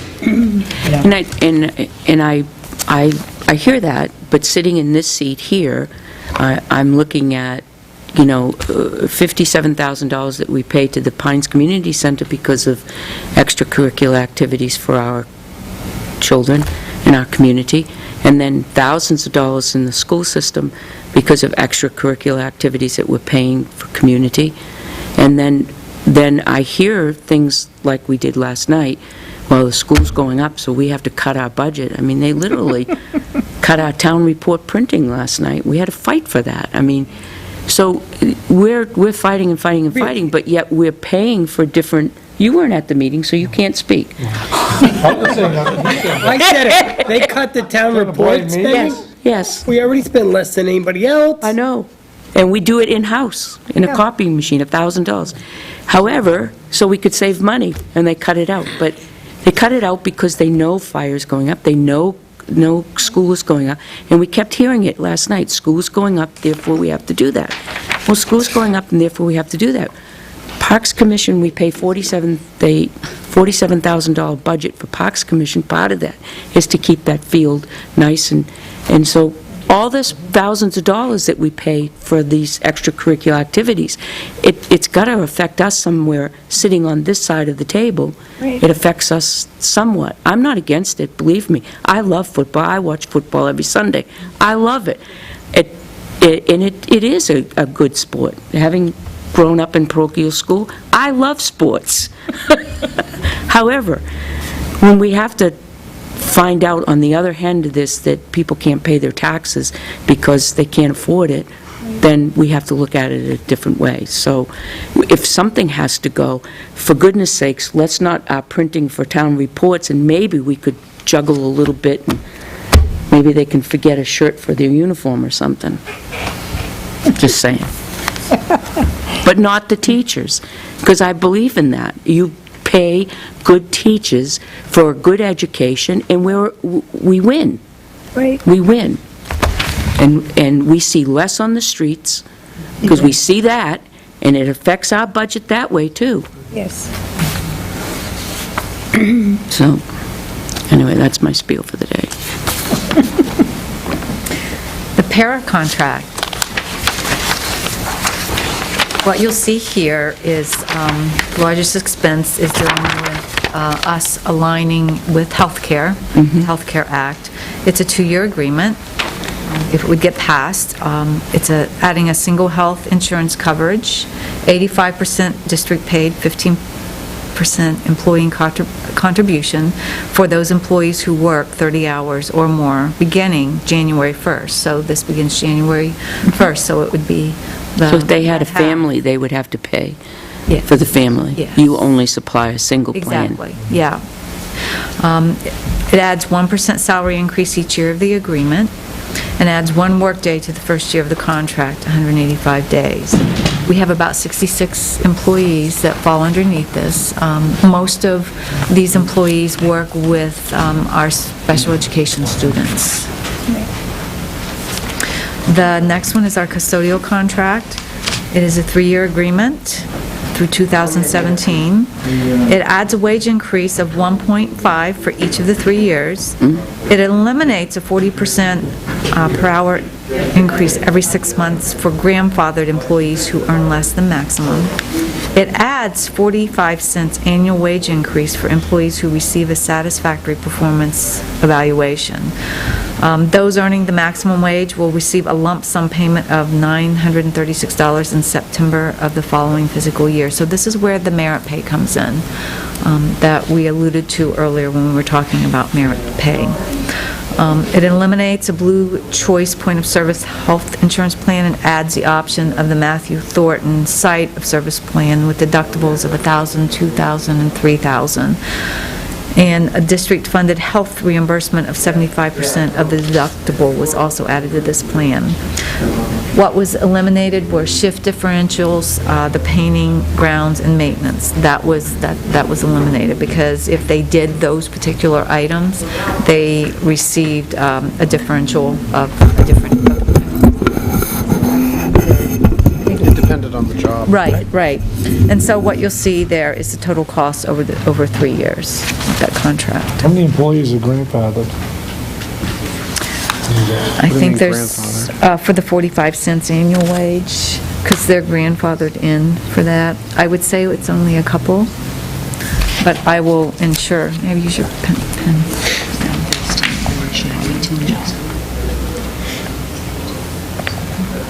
It's not very many at all.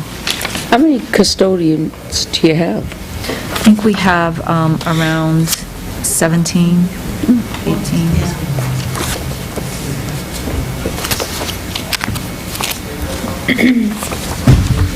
Okay, so I'm going to go back a couple pages. And the one that's highlighted in the green, this is tax impact for budget, which is over to the left. And if you'll go, we'll look at Northfield first, and that's Single line item. a little bit down from the page. And if you'll notice, the increase per thousand is 39 cents for Northfield. Hold on there. For Samberton, it's 10 cents, and for Tilton, it's 86 cents. And that's based on the formula. It is, I was asking you, Pat, about Am I missing it? and the formula is based upon enrollment 2 years ago and equalized valuation 2 years ago. It's the way the state provides the data for it.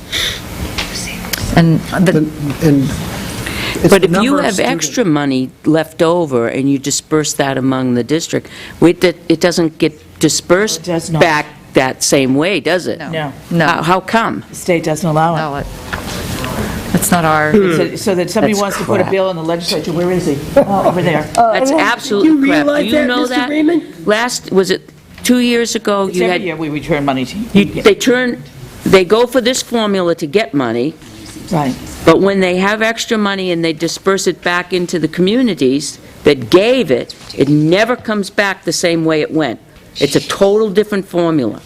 And we lose out. Tilton lose out Why would every that be? year. We lose out. State. Why would that be? It's the state. I bet it's because there are all these different apportionment formulas all over the place, and so in terms of the return, they have a... It's a simple- ridiculous. We it's should unfair. get back what we put in. Right, I agree. We should. I agree. I mean, We all agree. everybody, and if we were Samberton, the I one agree. was the most, they should get back the fair amount. Absolutely. It's awful. over to the right. Gets worse. It only gets worse as you go to the right. Yeah, you go over to the right, and you will see the tax per article, and you'll see the tax per article, and then you'll see the total for each town. 13%? Yeah, Are you serious? I'm afraid so. And this is a real different picture than last year. And that's because the last year, the greatest increase percentage-wise was Samberton. Yep. Because we, again, primarily based upon the ADM, the average daily membership, Samberton had more kids 2 years prior, and that drove it. Tilton's membership is rising. Rising. has increased. You're increasing Can't your, really figure out why. Well, we know why. Yeah. You think? right. So that kind of goes to the next page.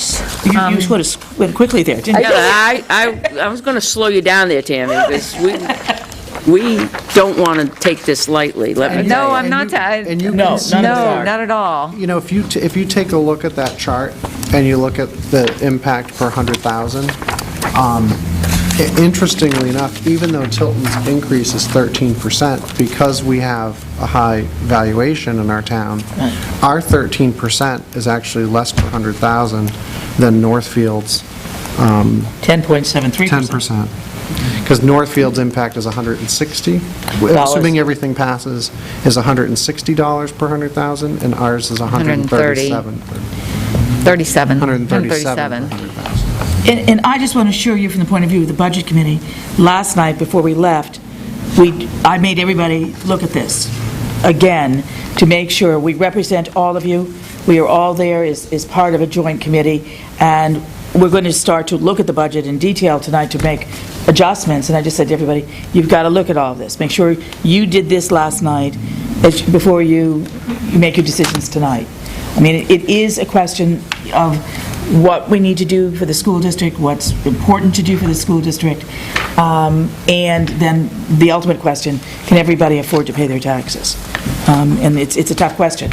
And it's a tough question because I believe there's another way to fund education besides the property tax. But this is the way we do it here.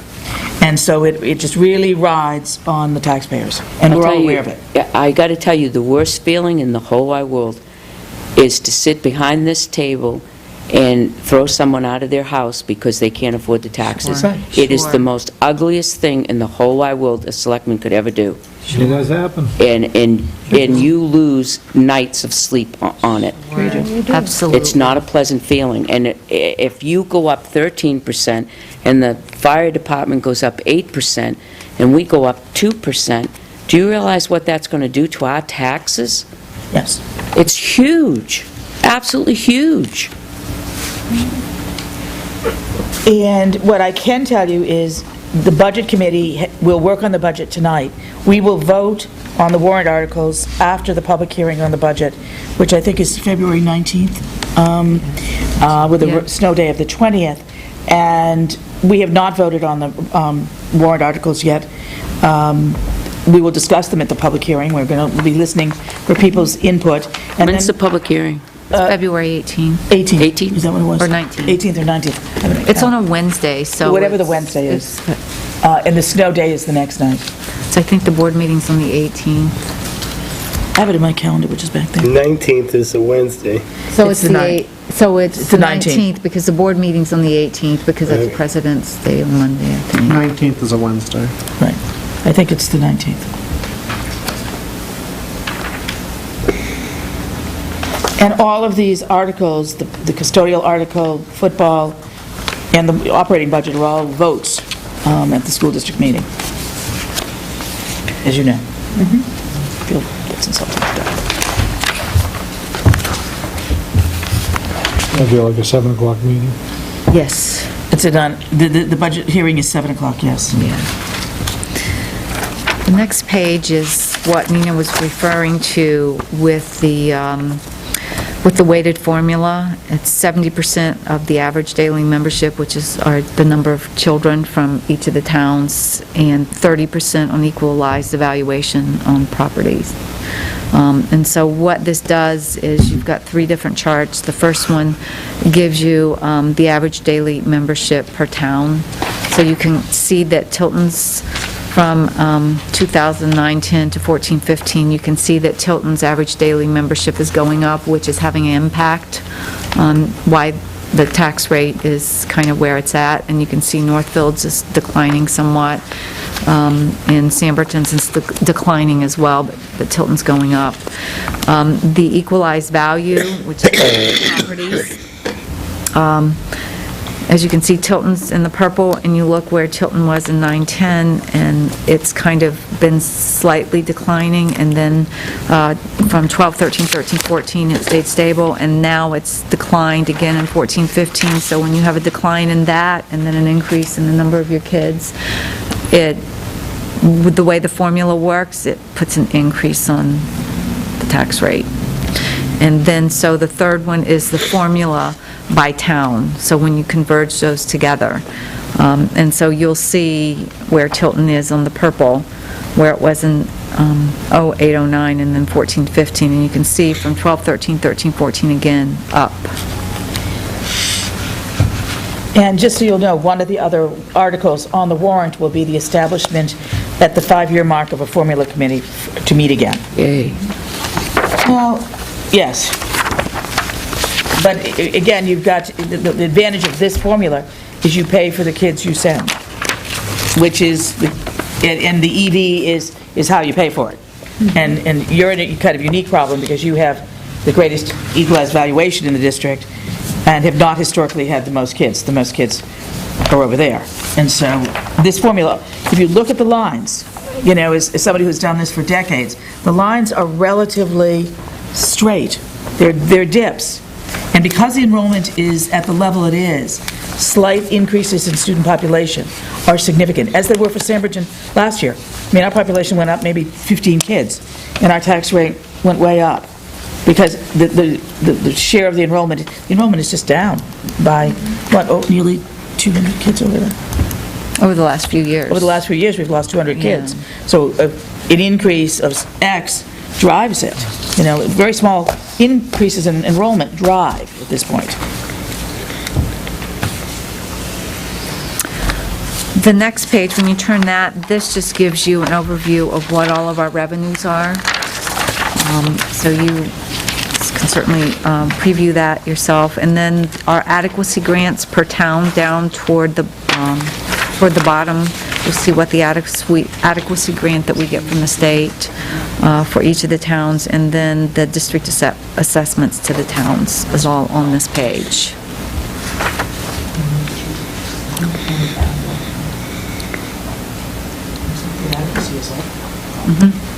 Your adequacy is up.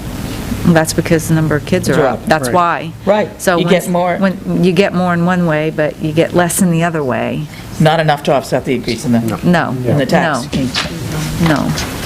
And then the last document is our capital improvement plan.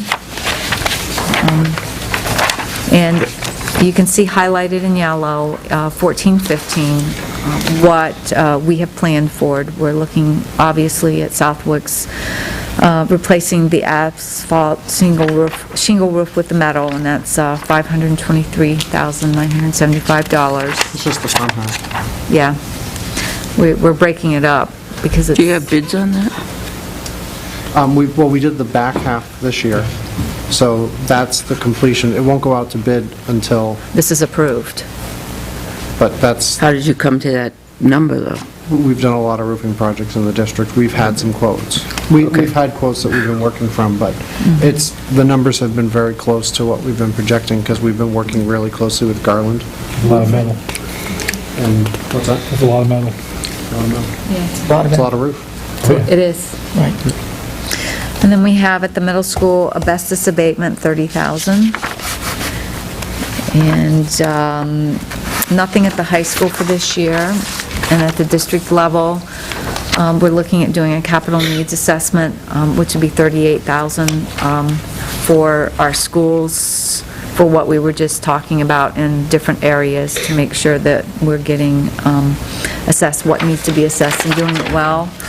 And then our athletic fields and grounds, the resurfacing of the running track is $120,000, and so the total is $711,000, and then $450 from the fund balance. And then account balance, if we get that $450, would be $552,384. So it's a lot of information. Yes, it is.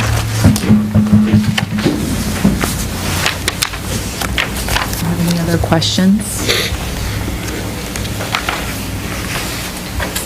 So the Budget Committee will take it from there tonight, right? They will finish it up tonight, yes. From what they're... Yes, we will. I'm counting on you, Jane. I mean, I don't know what they see, and There's maybe not Jane can, Talk. but there's not, Athletic running track field, $120,000. well, that's in the capital plan. That's capital. That's nothing to do with what we're Right. Pat, can I ask you a question? Sure. Just a quick one. I don't know if you'd already discussed this or not, because I was kind of in and out. What is the teacher evaluation process? I'm asked that from time to time. How are teachers evaluated? What do they do? There's a process, we have a professional evaluation system, and basically, we have a rubric, and principals have a pre-evaluation conference, and what they do is go through and talk about what they're going to see, the lesson planning, the assessment that's going to be used, and et cetera. And then what happens is the principal goes in, they do an observation, and through that process, they then do a post-evaluation, and they talk about whether there's any student growth from that particular lesson, and they have a rubric that they use to evaluate the teacher on. Some of our teachers that have been there for a while on a certain year, they get to do a goal plan where they have to write what their goal is going to be. Like, for example, if they are going to increase in writing students' mastery of writing, whether it's persuasive or et cetera, from 50% to 90% in terms of being able to grow, and then what they're going to do and how they're going to achieve that particular goal. Thank you. Thank you. Any other questions for Mike, Tammy, or Nina? If you sat there, you put yourself in that seat, Nina, you got questions. Well, I'm Sandy, okay with that. get it? No, I'm fine. I'm okay. I've sat and listened to the board, I've listened to the budget committee, and I think both of them are, have worked diligently in trying to find where there's places in this budget to make cuts, and it's the budget itself is actually pretty lean. Well, and I'll speak to that. I mean, there's been point in times we've the board has just looked at each other and wanted to pull their hair out because there's no fluff there. And if you look at our budget historically, I think what you're seeing is we've cut, and we've cut, and we've cut, and we've been able to eat increases that have been passed on from the state. And save money through... And save money through rebonding, and this is the year it's kind of catching up to us, because there's just nothing left. The cut. Right, and I think that, I'm not going to speak for the budget committee, but, they have made similar comments. Right. That's what I can say. I guess what I want to say is that when you realize that there are so many costs that we can't push someplace else. The good news is the state did not push on us this year any retirement costs. But our health care costs were up 8% in one plan and 7% in the other plan. There are two plans that are being used in the district, but because of, oh, for God's sake, it's Sean, I know it is. Sean Goodwin. It's the member of the budget committee. So I know those are the things that, that we can't control. We've done a lot in terms of energy work. We're doing repairs to our buildings by using some of the fund balance rather than bonding. In 2 years, one of the bonds expires. But it's all that's lovely for me to say, but it doesn't impact the tax rate today. And I get that. I pay taxes. I grew up, in Tilton, so to speak, over there, up there. And, oh God, I'm so sorry. Sean, just go away. See, and I can't, oh, Sean. I'm going to add to her Excuse me, technology budget. Sean, I can't, he's in a place where the phone doesn't work. I'm sorry. He's trying to tell me he's going to get to the budget committee or not. I'll end by saying, at least at the board level, none of us like the impact of the budget. None of us like the increases. We understand exactly what you're saying, Pat. Exactly. We understand that people are going to see significant increases to their tax bill. We know that there are community members that are living on the edge. So do we. But, short of starting to shut off lights, and which we're already doing, at night, and, you've got to run the schools. Everything's, when you look at the actual tangible line items in this budget, it's very small. And I go back to the warrant articles. The budget is the thing we're working on right now. The budget is up 1.77%. We're going to look at that tonight, and we may move some things around. But we're not going to make a significant dent in that. We're going to possibly move it some. It's the warrant articles that sort of drive this budget. And to be really honest about it, it's the teacher contract that is the huge increase here. But if you look at what the teacher contract attempts to do, and what it will do for this district by eliminating all those steps, it literally gets to be you have to give to get. And that's what this contract did. It's asking us to spend a lot of money. I don't know, in all my years on the school board, that we have had a teacher contract that cost, in 1 year, $609,000. But we also, all we ever did was add steps. So, we compounded the program all those the problem all those years. This attempts in a very real way to get beyond that, to move to where so many other districts are with these much tighter contracts. And this contract doesn't add a cost of living in addition to, or incentive within the step. This is simply the cost of living for those people that fall off the step plan. That is a great place to be 3 years from now. But it costs money. And most contracts, if I can interrupt, will have only 10 or 11 or 12 steps, but they still have a factor for numbers of years of experience that's not called a step. And so there's still a factor, plus their cost of living. This will be a true 10-step contract with no factors for years of experience hidden within. And that's huge, because we looked at a lot of contracts. That is and we said, huge. how do we do this? It is. And every single contract we looked at that had a reduced number of steps had the factor. Right. And we were able to negotiate a contract without a factor. Right, that is huge. I think one of the biggest questions you'll get when you present this is, are we gonna get our money's worth? I'm just waiting for my turn to ask about the, Honestly, that's gonna come from, the results. What are we everybody. getting for our money, right? Yeah. that's the bottom line. Well, it's sad too, because I know every year I go to the meetings, all of them, and you always hear people in the audience, they just shut down. They just hear numbers and they shut down, and all the good things that are in there too, you know, but unfortunately, they just hear the numbers and they just vote no.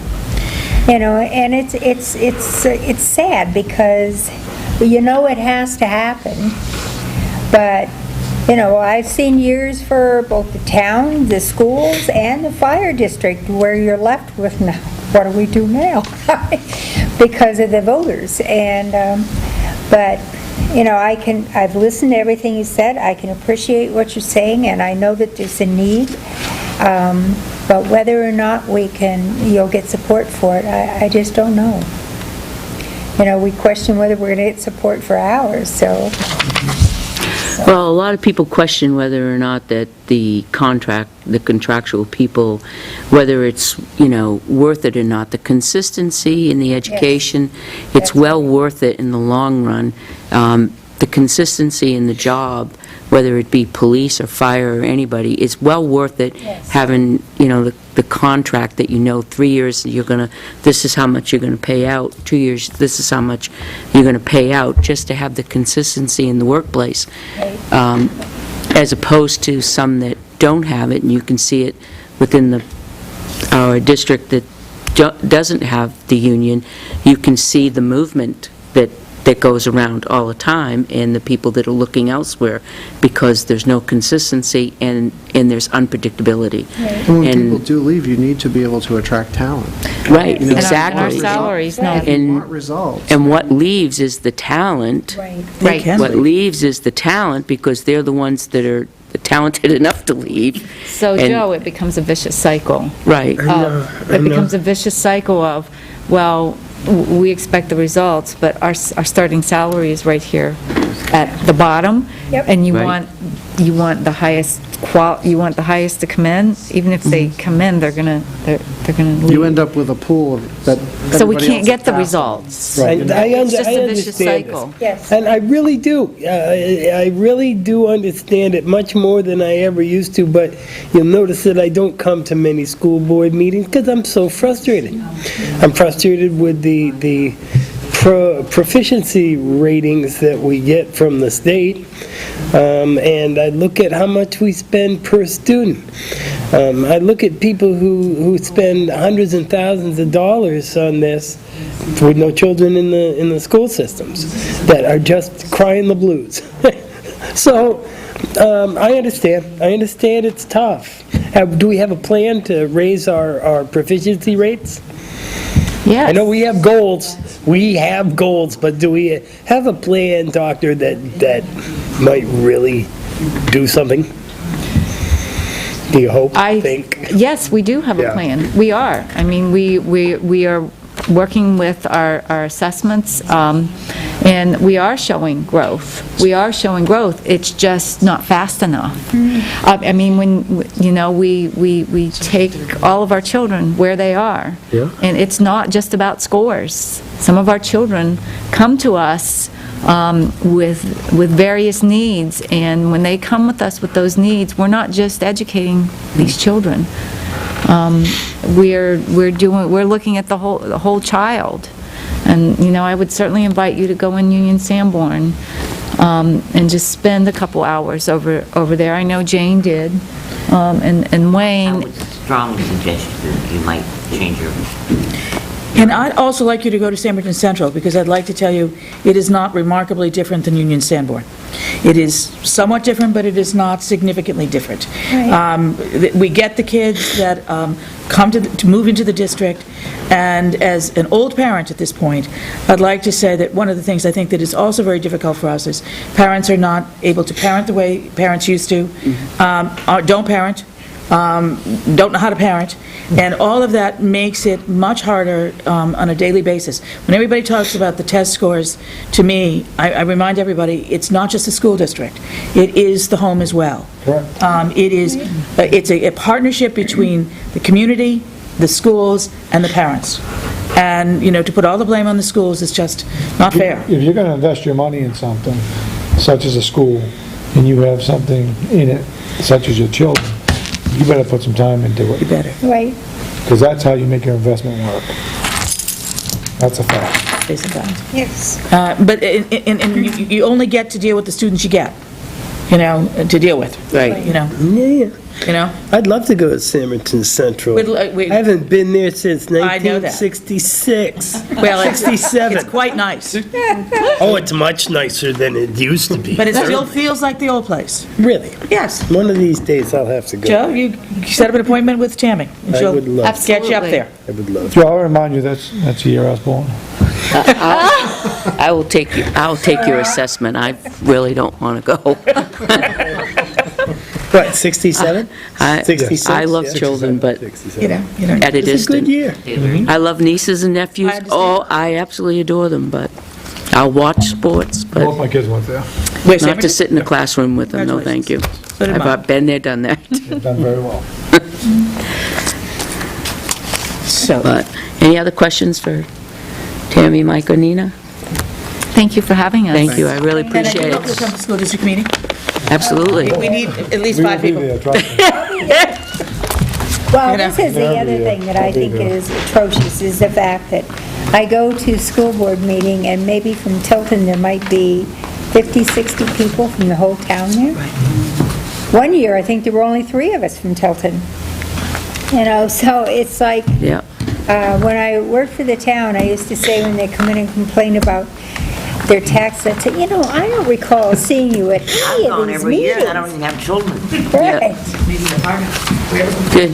Gotta go to the budget So, meeting. good luck. Thank you, thank Thank you, you again for coming. thank you. Yes, thank you. We'll be seeing you soon, no doubt. Yes. I'm going to be there. Dr. Davis? Dr. Davis? Ian, did you want to speak to us? Do you have a card?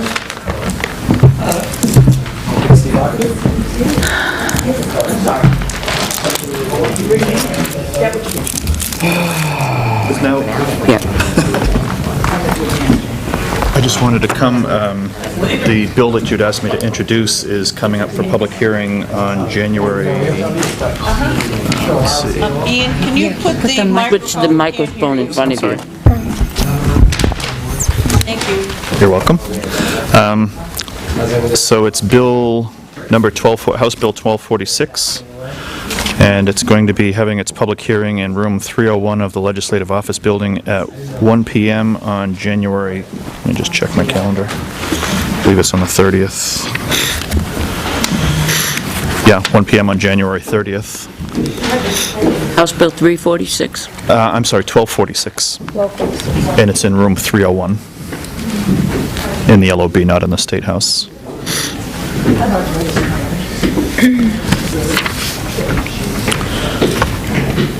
So if any of you would like to come and testify on that, that would certainly help make the case for... Joyce. I can't hear. The House Bill 1246 that he's introduced is going to be a hearing in room 301 on January 30th at 1 PM. If you would like to go and testify.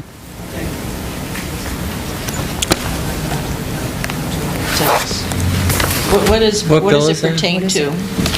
The makeup of the board concerning housing standards. Oh. Okay. So it will allow the town one other additional option as to how they make up the board, and basically what it will allow is that the health inspector can serve on both the select board and on the health board, Okay. which is not allowed at the moment. But this bill would allow that if they recuse themselves from the select board when there's an appeal process going on, and if they recuse themselves from the health board when there is an appointment process going on. And it would have to, in order to do that, with the recusals taking place, they would have to increase the size of the health board by 2 additional members, so it'd be a total of 5 members. And then there was another bill that I was in committee today, and it came out of committee pretty much unanimously. There was one dissenting vote, so I don't know whether it will affect you or not, but it was House Bill 1109, and it is in regards to if someone files a petitioned warrant article calling for the discontinuance of a Class 6 road. That will And, affect us. yeah, it had apparently affected the folks in San Brenton, where somebody had filed a petitioned warrant article to close a Class 6 road, and the way the current RSA is written is that notice shall be given to the abutters. Right. Doesn't say who's going to give the notice, so some towns assume that if it's a petitioned warrant article, the petitioner is supposed to give the notice. But the way the law is written, there's nothing specifying that it has to be the petitioner, so apparently the situation that happened in Samerton was that no notice was given, and it came to public hearing, and the abutters had no idea that that was happening. So this specifically spells out that the selectmen shall give written notice by verified mail, and I spoke with Jason Stock from the Timberland owners, and he was very specific about wanting verified mail because there are a lot of timberland people who own lots that are harvesting them for timber that, you know, the land may be in a land trust or something else where they don't want the letter just sitting on a lawyer's desk down in Boston somewhere and not getting where it's supposed to be. So we amended the bill to have notice given by verified mail, but it will be at the petitioner's cost.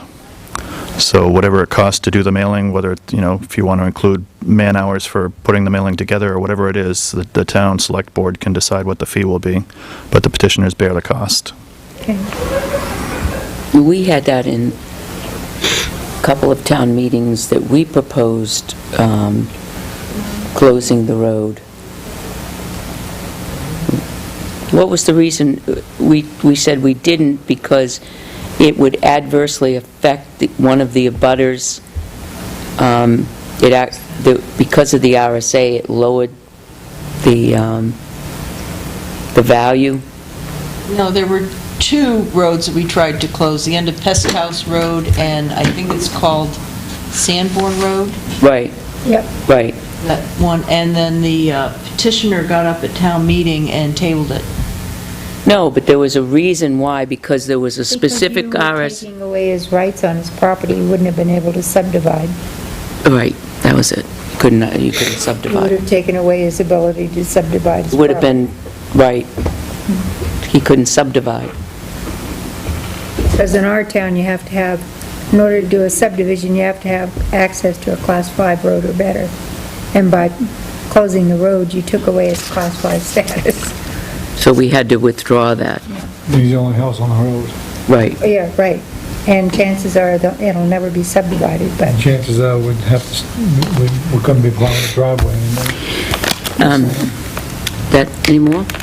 I've got 13 bills total that I'm working on, but most of them don't apply to you. The only other one that may somewhat apply to you is I'm working on one dealing House Bill 1245. Didn't create it. There'll be a public hearing on it next Tuesday at 2:30 Issue. in LOB Room 301.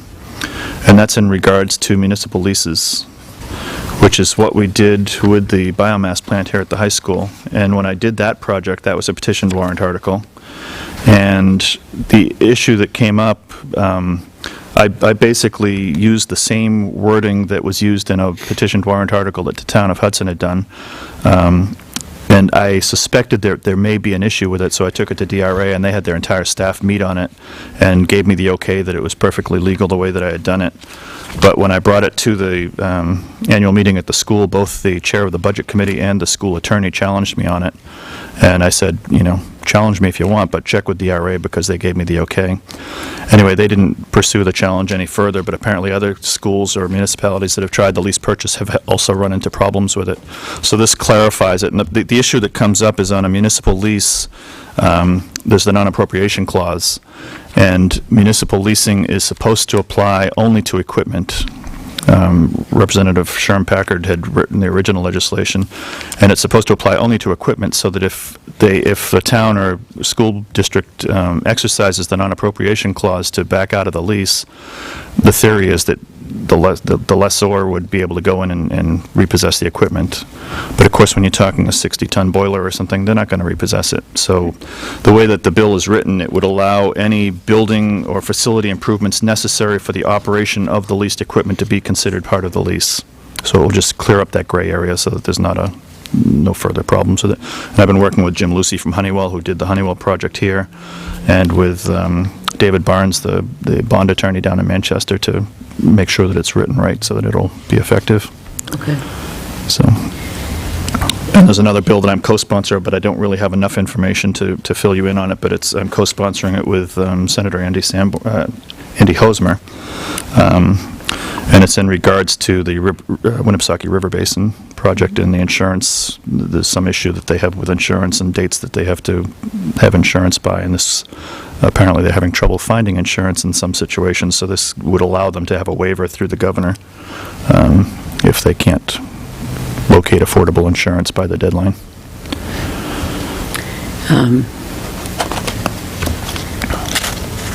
Okay. On another note, I'll talk to you after. I'll skip over to the side. It's not really Okay. necessary. Does anybody else have any questions for Ian while he's here? I appreciate you coming in. My pleasure. I'm going to just skip over and talk to him about Connor. I do have one question. Where do you fall on the issue of roads and bridges and the money it takes to repair them? There's no getting around that. We've got to get more money to repair them. So I was in favor of I was in favor of the gas tax, and I voted in favor of it last time, and I will vote in favor of it again. And this time it's coming out of the Senate and from a Republican, and it stands a much better chance, I think. There are some senators who wouldn't vote for a gas tax, though, I think.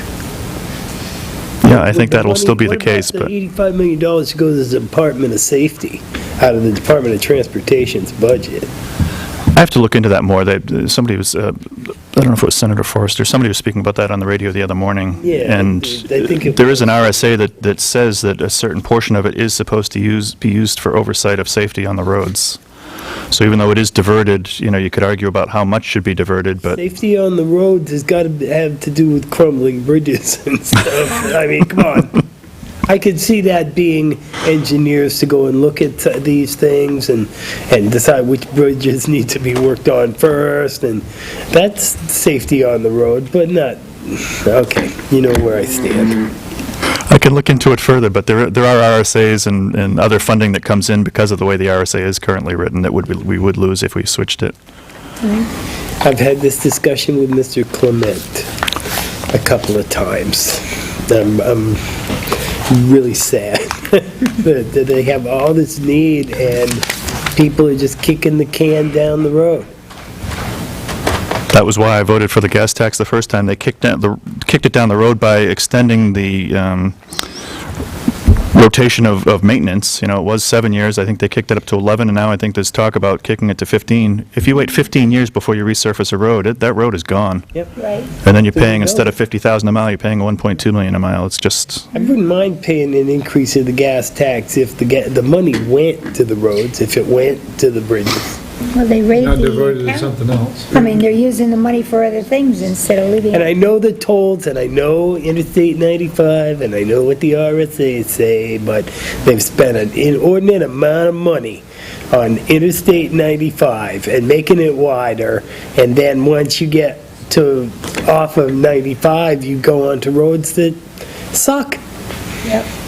Some of the, and I have to be honest with you, I don't really know, I'm not that familiar with, that's not my committee, but, so I'm not that familiar with, but some of it is the enterprise fund from the toll booths, which specifically goes to... Oh, yeah. And we wouldn't be allowed to divert that to the... But And just one thing I'll mention to the chief while I'm here, I did vote against the legalization of marijuana, however, it did pass through the House. It won't stand a chance in the Senate or by the governor, so. I know. We have a public hearing that you might want to come to in a few weeks on, we want to create an ordinance on spice, Yes. banning Synthetic marijuana. the sale of spice in the stores. It's, what is it, February 13th? 13th, yeah. February 13th at 7 PM. We have any stores in, we do have stores in town that sell it. So that is an ordinance that we are, Yeah, I would be Looking to interested in do. that. We kind of want to Okay. get rid of it. Yeah. Send a message to our young people that we care about you, we don't want you doing this stuff. the board is split, and we've asked for a public input, Yep. a public hearing in it, so it should be an interesting evening, because people have opinions out there, and obviously with the editorials that have been written in the last few weeks about it in the Meredith, Guilford, and Samerton area. Yep. A lot of people have opinions on it. So I'm hoping that we hear from the schools and other people to make that decision. You know, when I took the vote on the marijuana legalization, I have to tell you, I'm not in agreement with throwing people in jail at $35,000 a year if they happen to have a joint in their back pocket. Right. However, legalizing it, I couldn't help but think, my daughter was sitting in the gallery of the house watching the proceedings, and I couldn't help to think that I've spent my entire life with my kids saying, just say no to drugs. And now we're looking at legislation to say, well, just say no unless the state is the drug dealer and we can make a buck off you, and then it's okay. And I thought, there's no way I can deal with that. Right, right. So, All right, I'm going to step over here now. Okay, thank you all. all right. You want to take like a little 5-minute break? Yeah. Can we do that? I'd like to do that. That never hurts, I guess. It's been sitting too long today. It's actually good. Yes. I know, I was just gonna say the same thing. Joyce and I was sitting in those little chairs. Oh, no. Those aren't a Should lot. we be voting to adjourn here? No, Just a we recess. have to have a public hearing. We're taking Yeah, our public hearing is at 7. I didn't Yes. say No, we're just taking a little break. recess, not adjourn. Like, Should we be voting to recess? No. I don't think No? so. Okay. We're just gonna- I asked.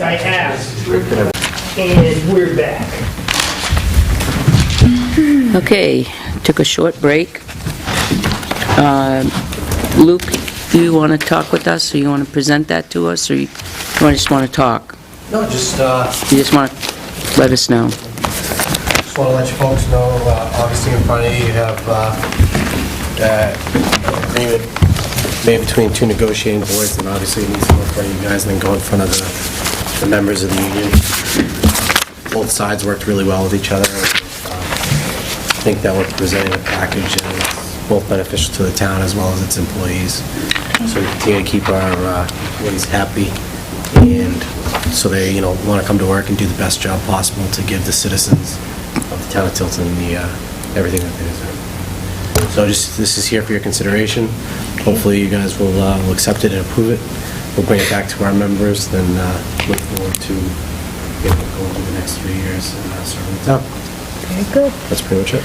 We will, we're going to go into a non-public and discuss it, because obviously they don't know the end result of it, and then if it's agreed upon tonight, then I'll give you a call and let you know As that. long as it is, what we'll do is we'll set up a union meeting probably for Monday.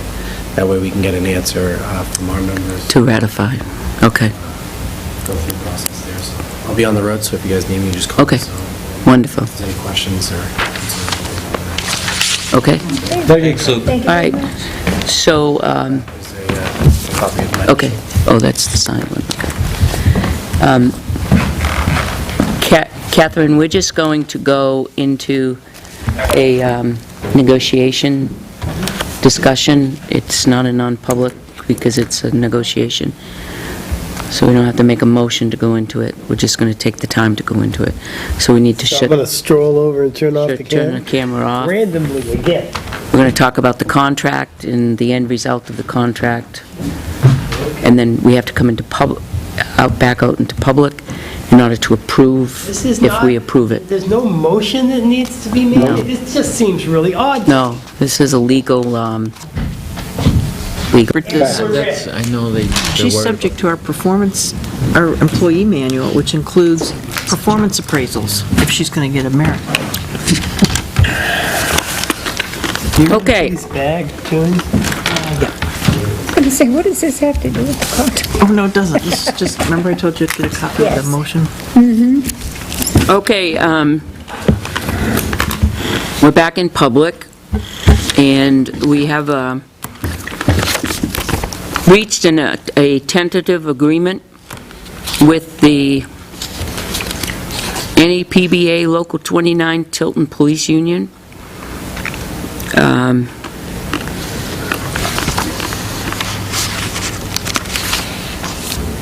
So I'm asking the board, we've gone into details with it. I will make a motion to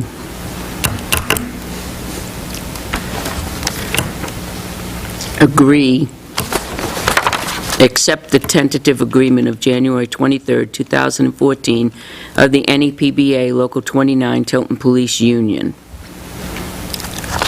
that we have in front of us. Second. Motion's been made and seconded. Is there any more discussion on it? All those in favor? Aye. Aye. Yes. Let the record show it was unanimous. Well, not really. Well, tonight, vote. unless, right. All right, do you want me to initial underneath his, each page? Good. And, Offsets. Those have to be initialed? You, you can. I mean, we're not changing anything, just getting rid of the,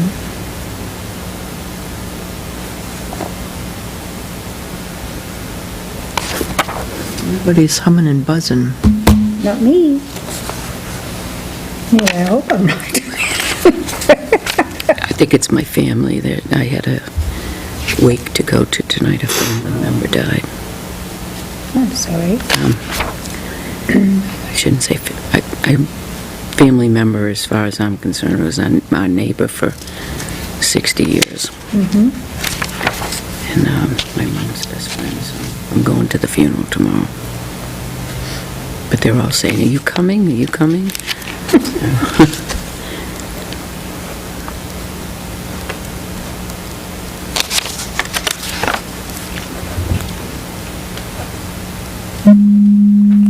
Chief, would you text him and let him know that Yep. it's signed?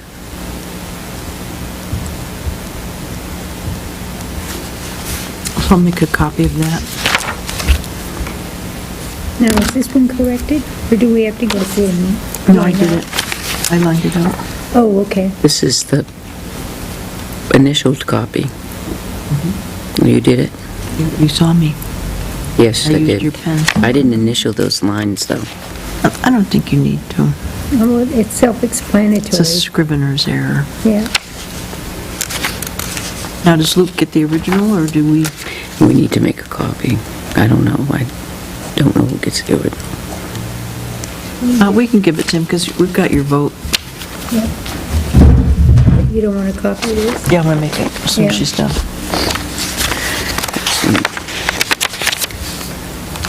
I'm going to check to make sure I got all the pages. So total, how many hours do you think that took to do all this? I mean, Peter put in more hours than we did, but... I don't think he did. Doesn't feel it to me.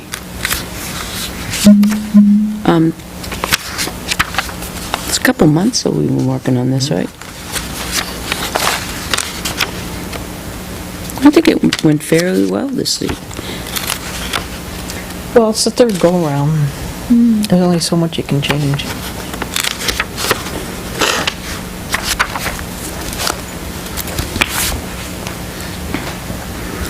Okay, Will you give him this after I copy it? Yeah. There's the page on there with this. Is this part of it?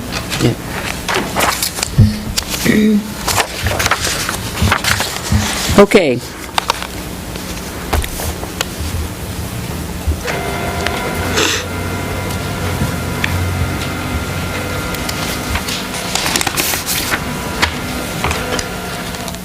We have 20 minutes to our public hearing, public input. Okay.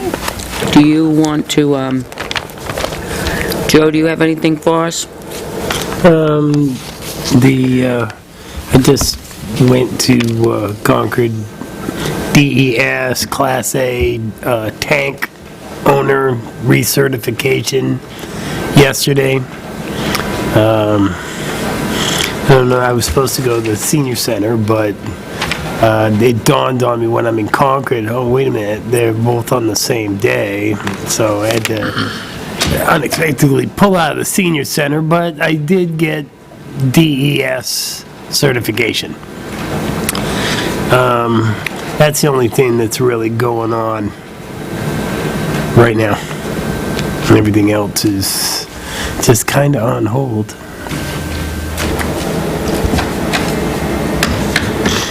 Al, you got anything? Said 5 minutes. Permits are flowing heavy. We had that thing yesterday on the sheriff's sale. We can comment on that, right, because it's public. It's all public knowledge. Sales. Is the sheriff's sale public? Yeah. Yep. Basically, nothing happened. Okay. There was no sale, there was no people that showed up. So it was a wash, unfortunately, in my eyes. We had to bid $100,000 to get the property. Oh, you probably had to bid 130, what was it, 37,000, 137,000, something like that. Anyways, So it and was that like wasn't the gonna tax, happen. it was like the homestead, and then What the we- amount of the tax. Amount we wanted, Well, the amount we had a coming. judgment for. Yeah. And it didn't happen. So we need to go a different avenue, I guess.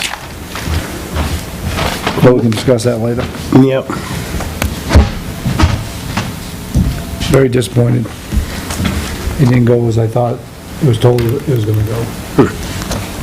And we can discuss that too. That's it.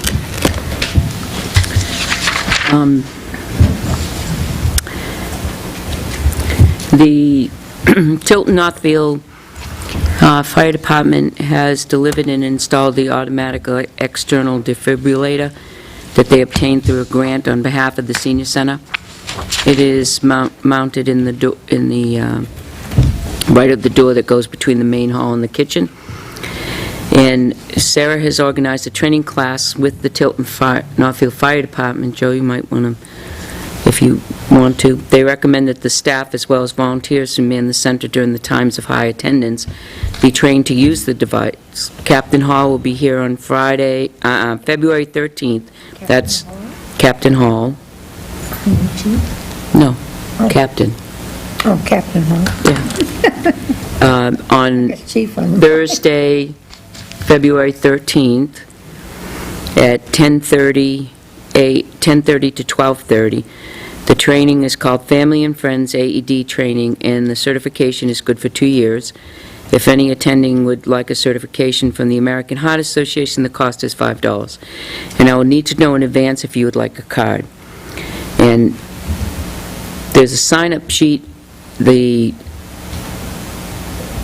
been asked to keep the total number to 10.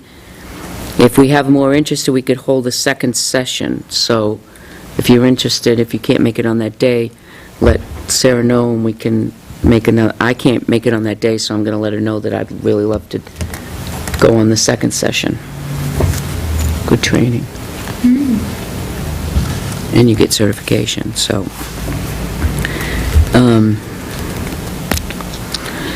The roof guy is going to somewhere in the vicinity of February 10th through the 15th in that area. start on the roof at the senior center. What if it's covered in snow? It won't be, it's a metal roof, there's never snow on the top. It always comes down. Well, I know it does, but I don't know what they do. They clean it off, I guess. I assure you, with that pitch, it won't be covered. I've never seen it covered in snow. I was going to say, I did see one where they were putting a metal roof on an asphalt, and the first day that they were there, they were up there shoveling off the roof. And they got it shoveled off and they left. When I came back by, it was just drying, so that... We have to seriously look at the other side of the roof, the flat part, because it's patched in several different places. And we had, what was his name, Joyce, that we went up and took the gutter guy? Alan, the gutter guy, Lakes Region Seamless Gutters. He's the one that put the gutters on the back. He went up and he said that's where it's leaking, is where it's been patched and patched and patched in the area over the kitchen. Why wasn't that included when you got roofing costs? Well, RFPs. you can't do the metal on that roof because it's flat like this. I don't know. It's real easy to change the pitch. Build a little frame, you give yourself some pitch and put a metal roof back there. But you have the roof going this way, Yeah. and then you'd have to have a pitch going that way. Towards Okay, the back. and that's easy to do? Yes, just a little frame. You could even make the roof pitch that way, Yes. same way as the other was pitched. So maybe if I hurried and asked the guy to give us an estimate. But didn't the If you're one- gonna do it, Yeah. It's been patched many times, and now there's a leak coming into the kitchen where it meets the center. And he said definitely heat tape would help through the gutters, but he said that roof needs to be done, I would rush and see what, Because didn't the one give you, because we could get a warrant article, right? wouldn't the one bid include an estimate to do the back roof? No, it was one of them, Oh, the front, changing it from asphalt to the other. But we could, I'll ask him, because then we could probably get a warrant article. makes sense. If it's, not that much money, we could look at it. Yeah, because they can build a frame back there and have that roof identical to the one... To the other one? Simple. Okay. Oh, and so that one's going this, just like that, and it wouldn't be the opposite. Right, I get it. It'd be very easy. the framing. I'll get with Joyce tomorrow and get Patrick's number. Okay. Joyce, were you able to look at the, No, I'm just pulling it out right now. Did you want me to run and make copies, or do you want to? yeah, because we'll need that. I was going to compare the two, and I just didn't.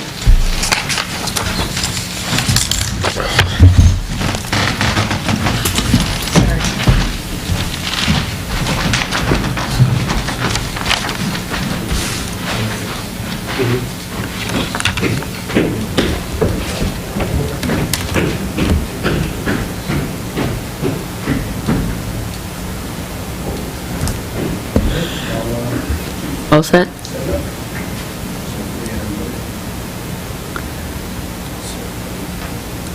All set? Good. Wonderful. Thank you, Luke. We appreciate it. Yes, thank you. I'll be around if there's any questions.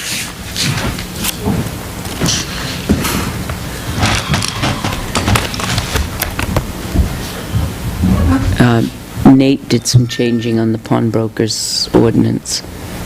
He's asked us to look at it. I haven't had a chance to. Just take out the whole license. The licensing thing. No, Joyce is making copies. Oh, okay. We were supposed to critique it for him, and Oh, okay, I didn't, honestly didn't have a chance. yeah. I wonder why. Oh, we're supposed to put these back here. Because we voted. Okay, all righty. Now that we can't release it until. Oh, obviously, I'm not going to.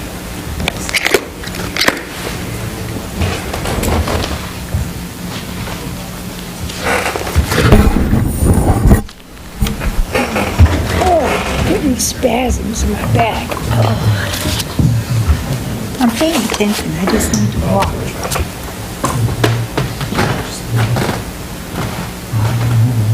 Sandy, did you have anything? No. Okay. Well, the only thing is, Gus and I met with a developer the other day on a piece of land that was the Neeson Bakery, Granite State Credit Union. Yep. They're going to be putting a building up there. So, anyway, that's in the works. They'll be coming in with a site plan probably within the next 2 months. Where's that, Sandy? Where will it be? It's at the old Neeson Bakery site. Oh, yeah, the bank, yeah. Our credit union, yeah. Credit union, yeah. So, but other than that, no, I don't Joe, have anything. that the union stuff doesn't get released until they ratify it to anyone. Well, we don't have a deal yet, right? Maybe.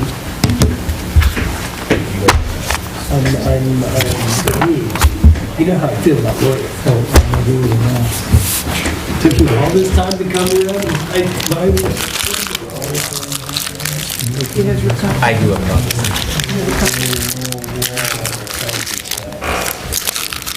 Here, let me have it. I'm walking in. Thanks, Joyce. Oh, okay. Here's 2 extra in case Okay. any public show up. I gave 5 to Pat. Oh, okay.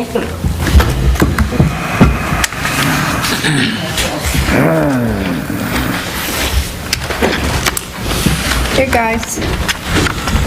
So I didn't check to see if this is different. And I'll put one in front of, It was a truly waste of time going up there.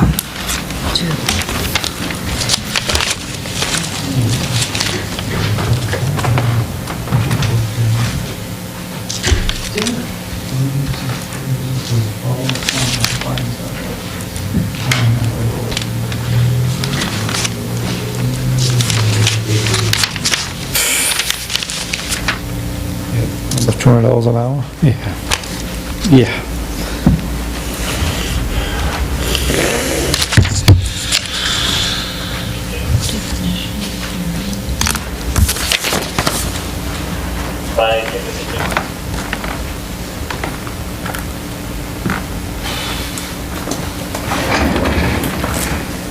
Nate, why did you take out number 3? The licensing? Well, because I think that was our holdup, and originally when we took this ordinance, it came from like Manchester, Laconia. Yeah. I think they have probably different licensing than we do here in Tilton. Okay. So really, the ordinance is to just ensure compliance. So I think the licensing is kind of a whole different point. Yep. Because that's a whole separate issue. I mean, this is just to ensure compliance, that they're doing the documentation that we want them to do for the stuff that they're doing. So I think just to avoid any confusion, we just took out the whole licensing sentence. but now how do you keep track of who's going to do this? In terms of what? Like if, say like the guy down there on the end in the store, he buys gold. Yeah. So, I mean, I have no idea how many people go in there and sell him stuff, but I'm sure there's a number of them. Currently, we have, I mean, obviously Fast Cash is the biggest. right. The store, he does send it's supposed to be every week, but every couple weeks he'll send his list over. Okay. It's really not that long. Yeah. There might be 5 names on the list. Okay, and what about the jewelry stores? None of them currently send us anything. Okay, so they're really kind of like who you're kind of trying to target with this? We just want it to be for everybody, and then if Yeah. anybody new comes into town, Right. it sets up shop, a pawn shop, or any store, they get it recorded, because it really just protects all the citizens that have the stuff Sure. stolen. So I guess really then when we're done here, once this has been adopted, if that's what the board ends up doing, and then it would probably be to all of our best interest to drop off copies of this to anyone and everyone that we think Absolutely. might get involved And I with think it. we've talked to, Fast Cash does it, I know we've talked to the store. Yeah. I think the chief said he did talk to TLC, yeah. Yeah. And they had no I issues spoke with to it. him too. And it's really just trying to get compliance for any future people that come down. Right. So what Fast Cash does is every week on Friday, they'll send me their list of everything they've bought. Yep. and who sold it, so that we Yep. kind of keep track. Yep. And what I do is I actually send that list to a New England system, a database for us to look into. Now, are they also taking pictures of what they're buying before they get rid of it? Yep. Well, I mean, obviously, I know we advertise this as a public hearing, so I'm not really seeing, Well, when we spoke to... Is that already started? no, 5 minutes. Oh, okay. No, but I spoke to all three of the businesses, and they were thankful for the information. They said they'd go online and read it, and if they had any questions, they'd contact the chief, and if they wanted any comments, they would send them to the Board of Selectmen. So I'm assuming you didn't receive any comments, right? No, I haven't gotten They've been anything. informed. Okay, It sounds like we don't need to license. We can go ahead and do the ordinance. Right. We don't really need to do the whole It's kind of a licensing separate piece, issue. Yeah, I which wanted is to just take it out for makes more confusion. work. yeah, oh, I understand that. You don't want to do I was just going to say, I like that choice. what? I like that. Yeah, I mean, if they're compliant. Right. aware of it, why- Exactly, and they keep why- records for the police Right, department. right, and- that's all we were looking for. Really, that's what you need. It does help. Detective, does all of the jewelry stores deal in, like, I'll buy your gold, or just some do, some Not don't? necessarily gold. For example, Silver, Allen platinum. Fool may buy Yeah. coins. Yep, So coins are another item of interest. sure. So it's not necessarily gold, but coins and valuables. So in some sort, most of them do, yeah. Okay. Makes sense. No, the only one I haven't checked with is cable. I don't know what things he can, I'll have to go over there and check with them. As an outlet store, chances are they really aren't in that business. Probably not, but I wouldn't think, but who knows, right? I don't know. Basically, one. Sure. They may take trade-ins. They might, they might. I'll give you so much for the ring that you're, and apply it to, the cost of a new one. Sort of the same. That could happen. What about the consignment store? Do they take jewelry? Not to my knowledge, but I think that's another stop that we just have to go down and talk to them, and, if they do take items like that, they'll have to apply to it. Talking with Fast Cash, they were okay with it. His only issue or concern was, I think it's on the second page, A, where it says each individually identifiable item needs to be individually identifiable by a serial number. Basically, we're going to make him separate it when he sends it. So, if somebody goes and sells Fast Cash 50 DVDs, unfortunately, he can write 50 DVDs, but either through a picture or somewhere, he's going to have to document the titles. Right. Because if, God forbid, there's a break-in and 50 of your DVDs are stolen, you can probably pick out your 50 DVDs. Chances are, DVDs are going to be harder to pawn. So, that was his only concern, is Yep. it's gonna be a little more of an inconvenience for him, but, Oh, must be somebody's, Well, GameStop has to do all that. GameStop does it, and, kind of what, we talked about it is, you apply a value to it, which is hard to do, because there's sentimental value. They might bring in Yeah. a ring that has no value, but somebody else it could mean the world. So, I wanted to stay away from the whole value, Yep. and just really make it everything.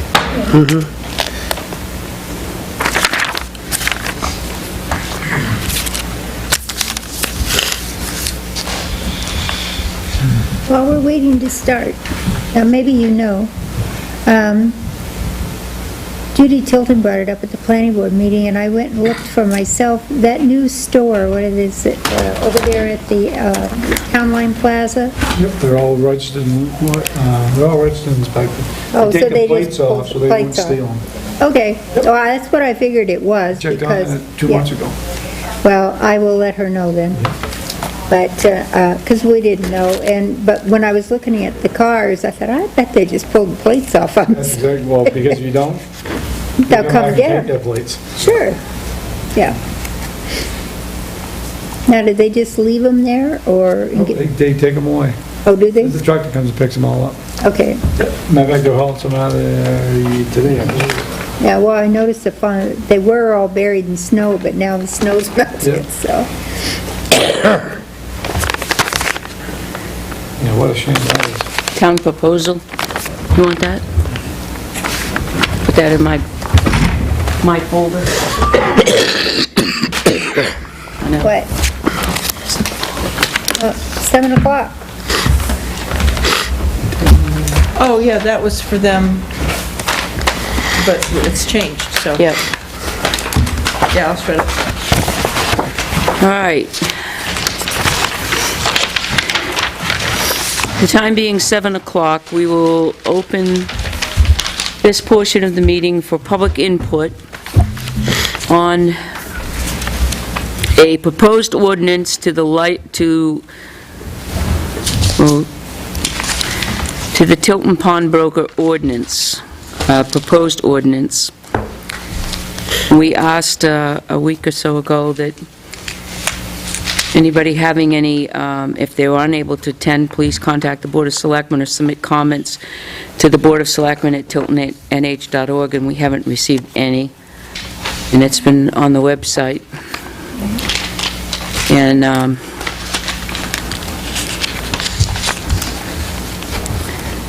Nate Buffington, Detective Buffington is here with us today. So in essence, why don't you give everyone a sort of a summarized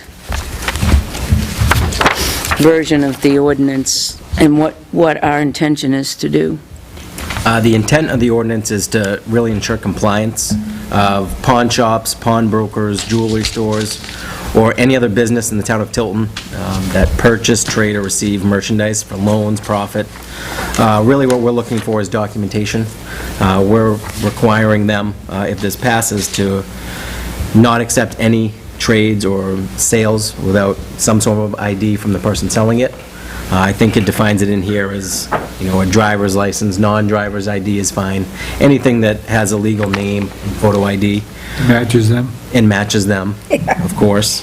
We're also asking them to document what they're selling, and not just bulk it together in terms of, we bought 5 rings, gold. We want a detailed description of what you're buying and a photograph to accompany it. There is a section in here that has them send it to the police department. They can do it they can drop it off, fax it, email's easiest. We'd like every week, just send a quick email as terms of what you bought. If we need it, we can come down and get a picture of it. So, in essence, that's what we're trying to do for any businesses that may come to Tilton. We're just really requiring them to document what they're buying and who they're buying it from.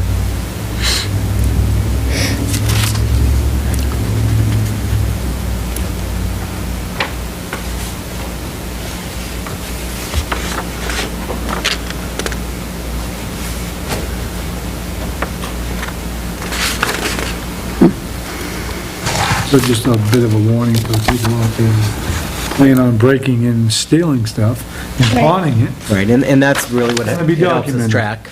Right. Yeah. If somebody in the community has a burglary or a break-in, now hopefully, if it does end up in one of these stores, we'll be able to track it and hopefully get it before it's gone. If it's not gone, or if it is gone, at least we'll know who sold Right. it to them. And they can be prosecuted.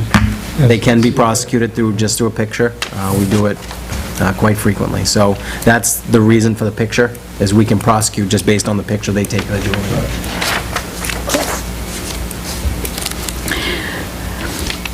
How do we gather the penalties? Per the ordinance? Because we have an ordinance, we can, under RSA Chapter 398, we can collect a penalty. Yeah, write it on a summons, on a hand Yeah, we summons. would issue a hand summons for a town ordinance violation. So $100 for the first offense and then $250 for the second. Correct, and then if it's 500. subsequent, after that, $500 for each For subsequent. each subsequent. Each subsequent offense. So you could you take one case where they took in 10 things, 10 different items? Are they separate, or is it? I would say it's the same incident. I mean, I So think you would that's- wanna I think group it's them. discretion in terms of how you would write that, but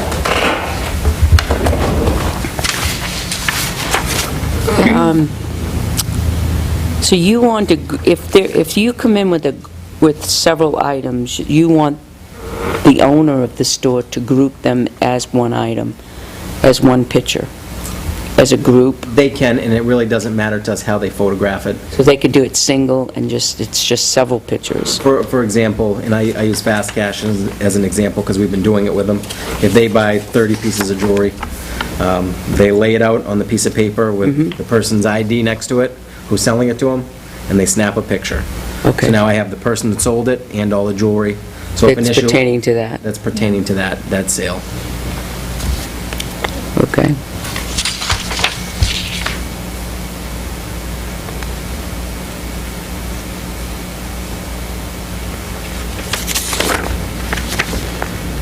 With this in place, they all have to do it, Correct. Everyone? everyone. I think it's good. I think it's excellent. Yeah, I'm on board with it. People in the town Yep. would appreciate if they could catch people that took their stuff. Yeah. Right. Absolutely. Like consignments. You know, Or I think not. we'd have to talk to the consignment stores. Yeah. You know, I don't think the intent is necessarily for clothes. I think the Oh, I intent of this is understand. going to be for, you know, if they're buying, if they do start purchasing jewelry, Yeah. then I think they need to apply Right. to this as well. But I like you talking like a secondhand store, like, you know, Right. for small items that somebody would take out of the Or would bring in. a house or something. Yeah. Right. Well, you know, you wonder sometimes, you go into these places that sell like secondhand merchandise, and sometimes they have like what they call it antique jewelry, but Right. or whether it is or not. But the point of it is you wonder, well, where do they keep finding all this stuff that they've now got for sale in here? Is it all legitimate stuff, or, Right. you know, you don't know. Right. So, sometimes, you know, they have things behind locked cabinets that they say is more valuable, like gold brooch or this or that. You know, is it? I mean, I don't know. I'm not a jeweler. I don't know my jewelry very well. Well, you could take the same chance going on Route 4 and towards Northwood, Antique Alley sure there, right. and go in and buy a piece of antique jewelry, and it may not be... You know, and that, you know, it's a whole nother issue, but Yeah. a lot of stolen stuff does end up at flea markets. Yes. You go to the flea markets and, That's what I'm saying, trying to say with the consignment shop, if they take it in to sell it, right. would they be liable to take pictures and send them to you? You know, I'm thinking like this, right here in town where they have the auctions.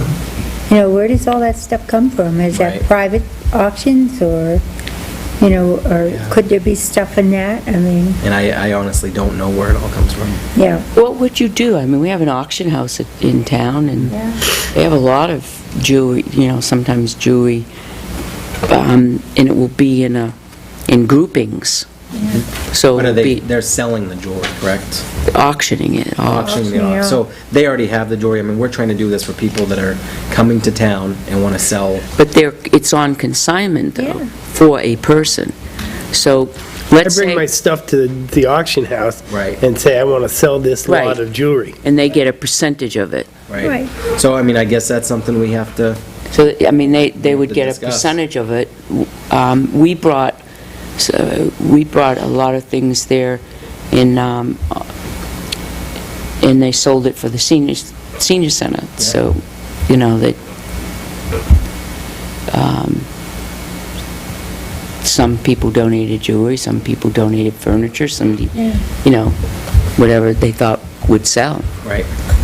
But- So, you know, I think that's something that we'd obviously have to discuss. I mean, I don't know if it's necessarily the intent behind it, but I think it's something that's obviously there that we'd have to, you know, we have to discuss and decide whether it's going to be included or excluded. But it just Wonder if seems that like would it'd be ever one come up. more way that they might be trying to unload stolen goods. Right. They didn't think of it, they are now. They're watching. If they're watching. Yeah.